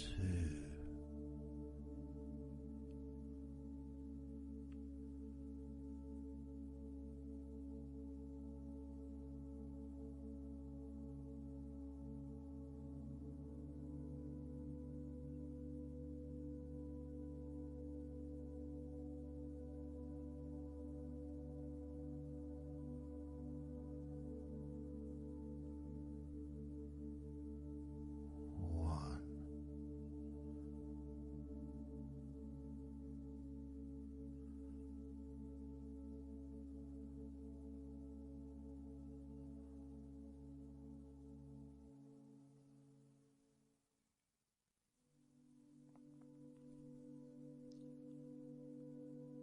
Being aware of how your mind has slowed right down, sinking deeply into relaxation.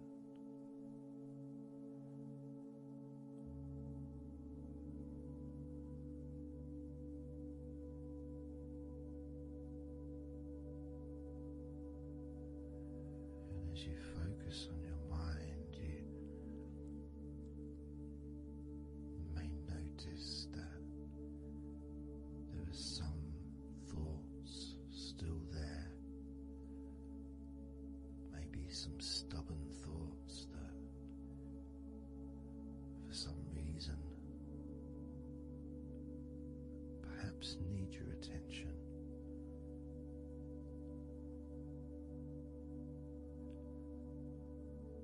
So what you can do is send love to those thoughts. Sprinkle those thoughts with love, like little petals from a flower. Just sprinkle it over them. Petals filled with love towards those thoughts, to let those thoughts know that you're not abandoning them. You just need them. You require them to just calm down, slow down, quiet down for now.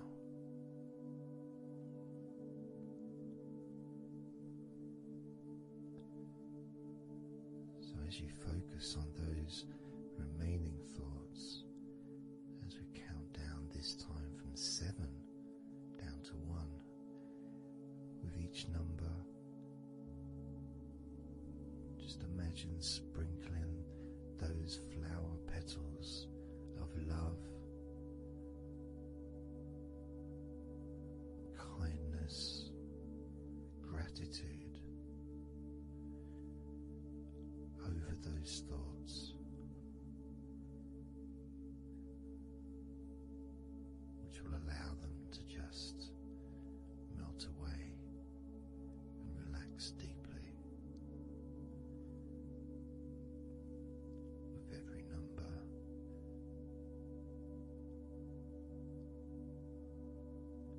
those thoughts will become more and more relaxed.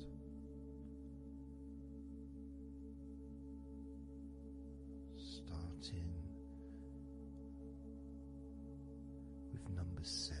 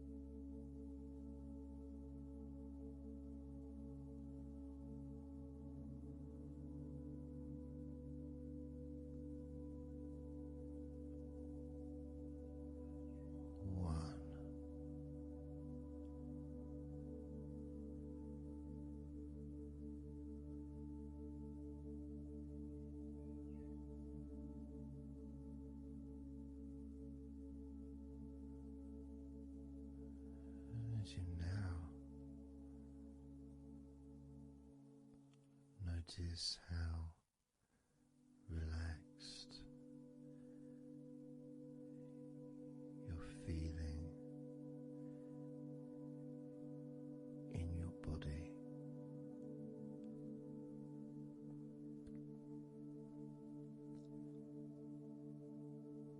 We're going to focus on your hands.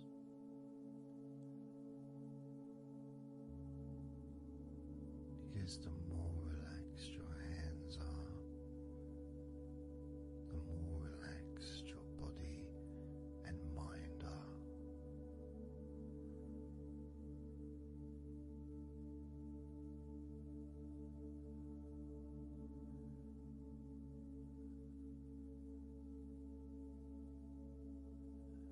And as you focus on your hands and your fingers,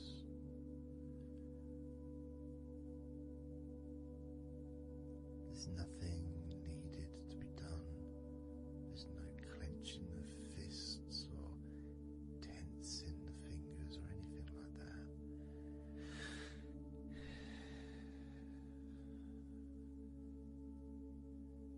It's just noticing and focusing on your hands.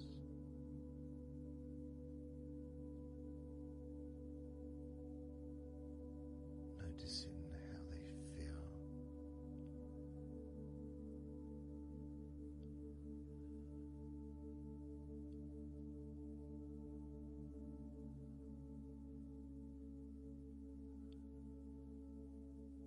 Because the more relaxed your hands feel, the calmer your mind feels, and the more comfort you feel throughout your body.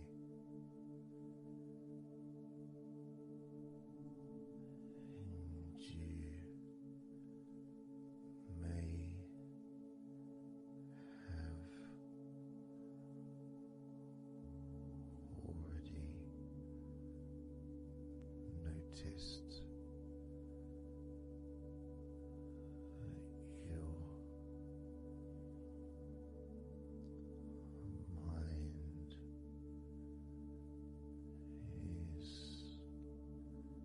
is starting to drift.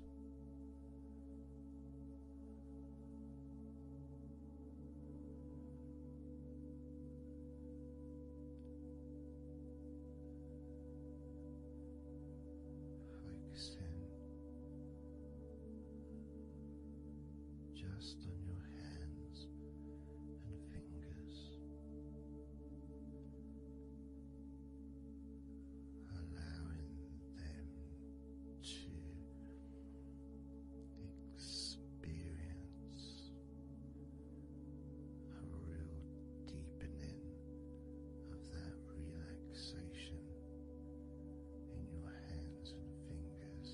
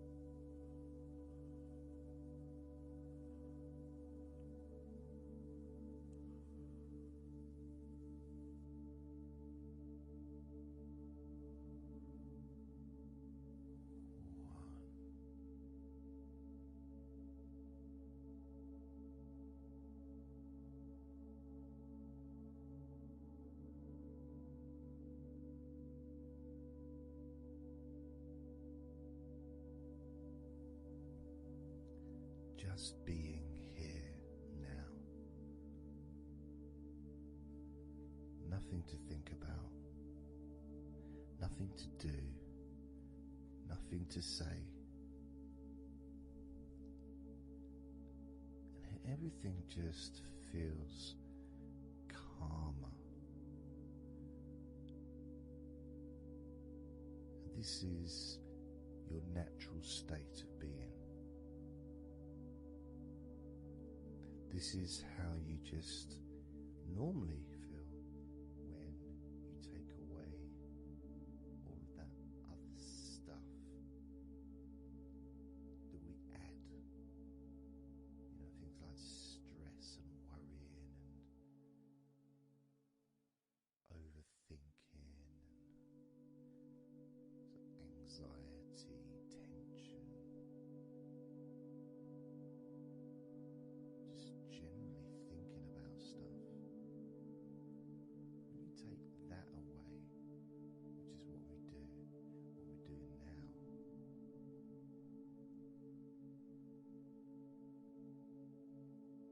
you're left with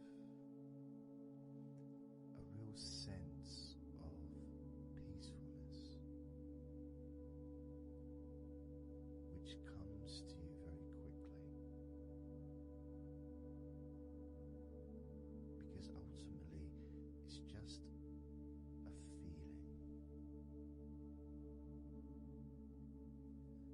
feeling of comfort.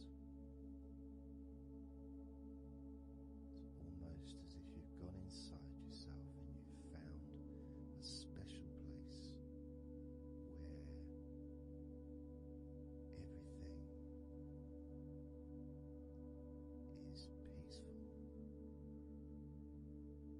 A place where you can feel relaxed and your natural sense of comfort.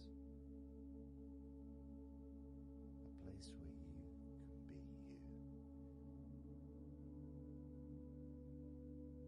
Where you can accept yourself for who you are. A place where you're not trying to please anybody else ever.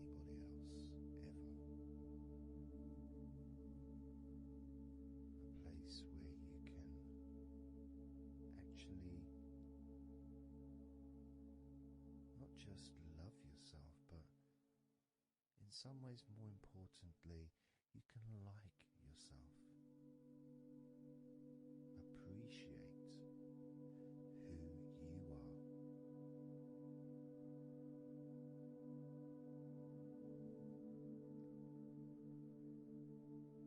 That sense of gratitude is in the air all around you.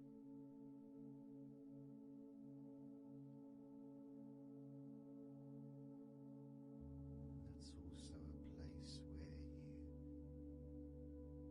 can actually feel the healing energy soaking into your body.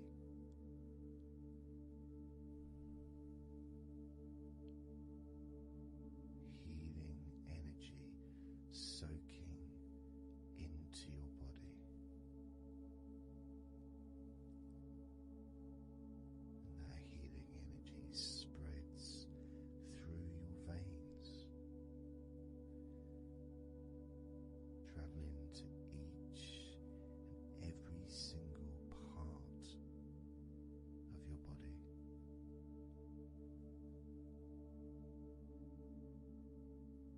And you start to realize that actually that healing energy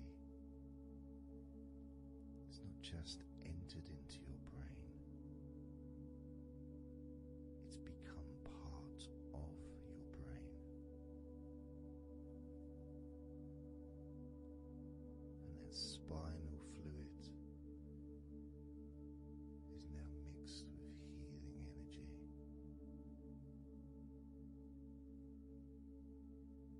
Not just allowing you to feel so much more relaxed and healthy in this moment, also you start to realize that actually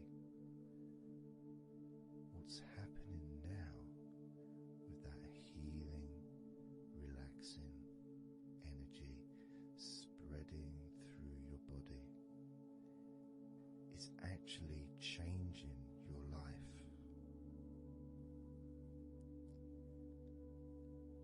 It's actually changing the way you're going to feel, not just now, but tomorrow and the next day, as your health improves.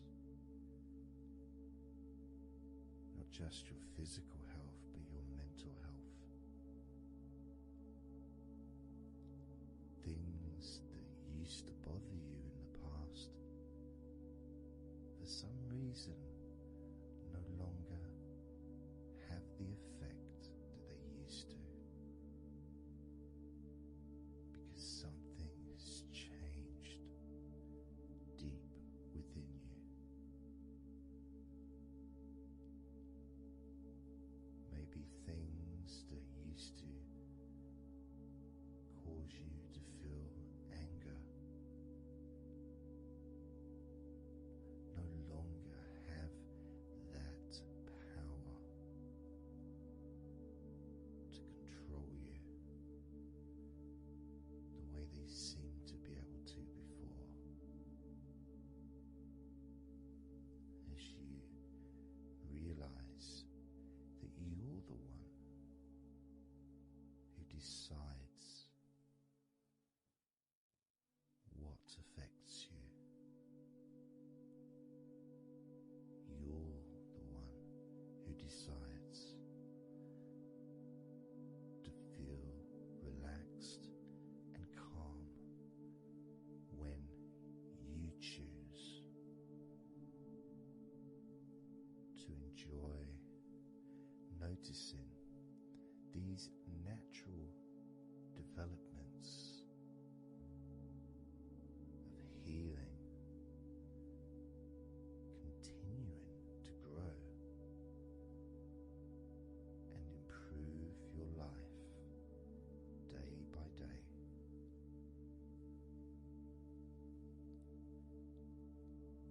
Including, of course, your ability to relax so much easier and sleeping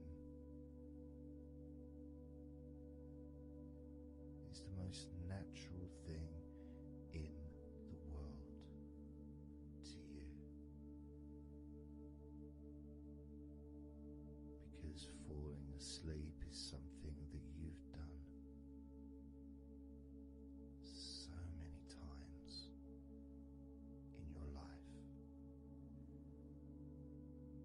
and you know that you were born, as we all were, with the ability to fall asleep naturally. We were born with that ability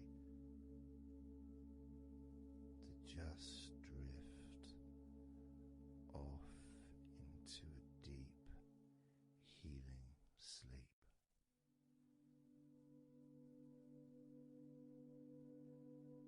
Even when we're kids, sometimes we'll fall asleep when we don't even want to. We try to stay awake. Maybe it's a birthday in the morning, or it's Christmas or holiday or something we look forward to. We don't want to go to sleep. But the more we want to stay awake, the more we just start to drift. And the more you fight drifting, the more you try to stop yourself from drifting asleep, the deeper and stronger that drifting becomes.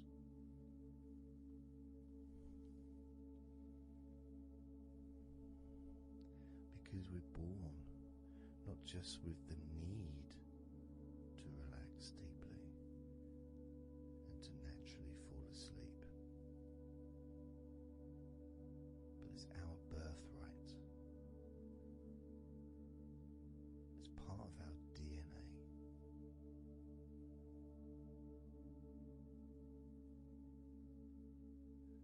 sometimes as we get older in life, perhaps at times we have forgotten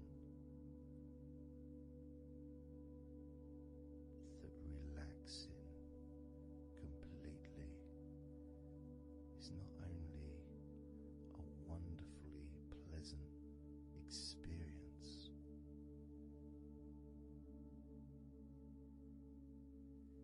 it's also really easy.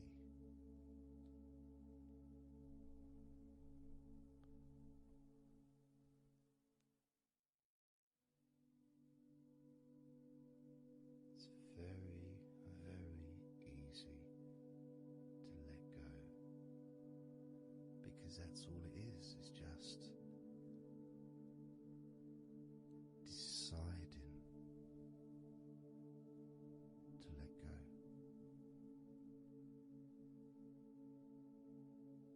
And when you press the play button on my recordings, you have given permission for my voice to relax you. When you press that play button, you have given me permission for my words to affect you in a positive, only a positive way, opening up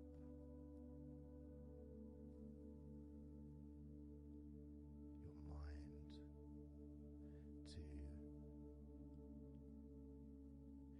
useful and healing suggestions that can have such an amazing effect on how you feel right now,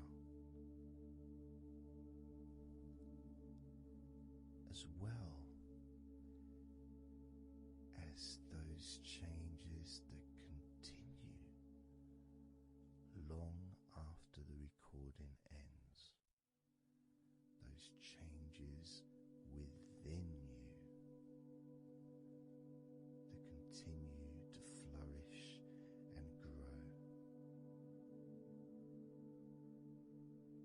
transforming your life in a positive, beautiful way,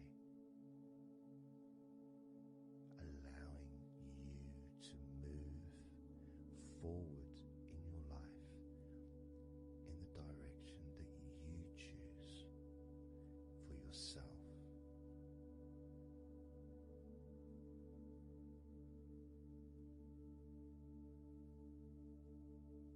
And this feeling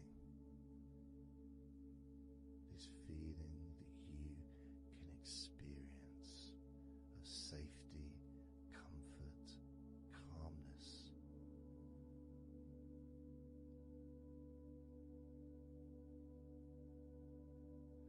just feels so nice.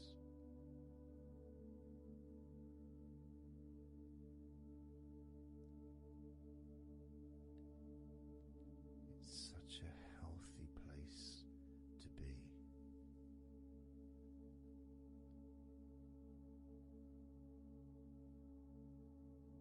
And that positivity grows within you.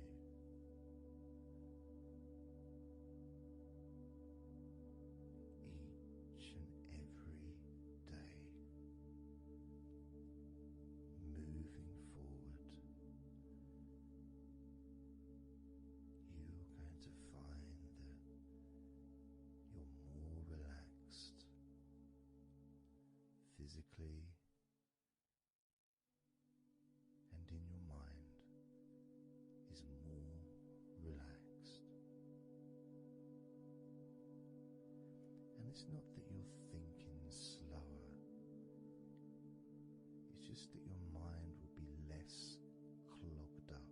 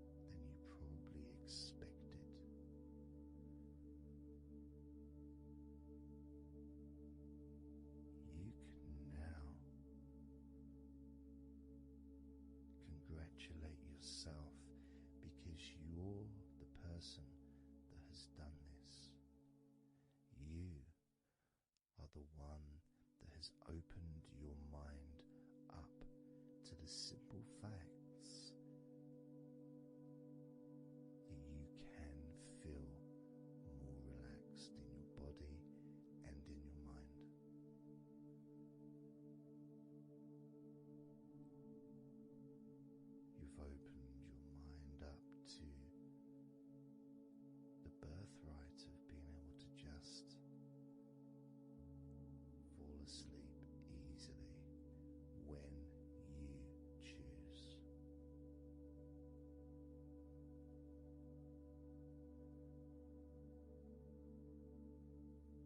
And that's a nice feeling, don't you think? Feels nice, doesn't it? To feel calm, with all that healing energy spreading through your body and your mind.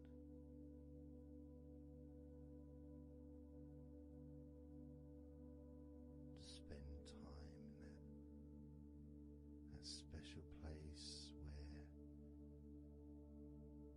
negativity can no longer enter.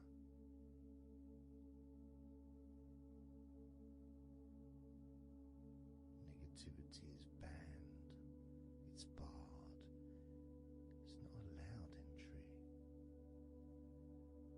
It doesn't deserve to be here, it doesn't belong here. Negativity has no place in your life.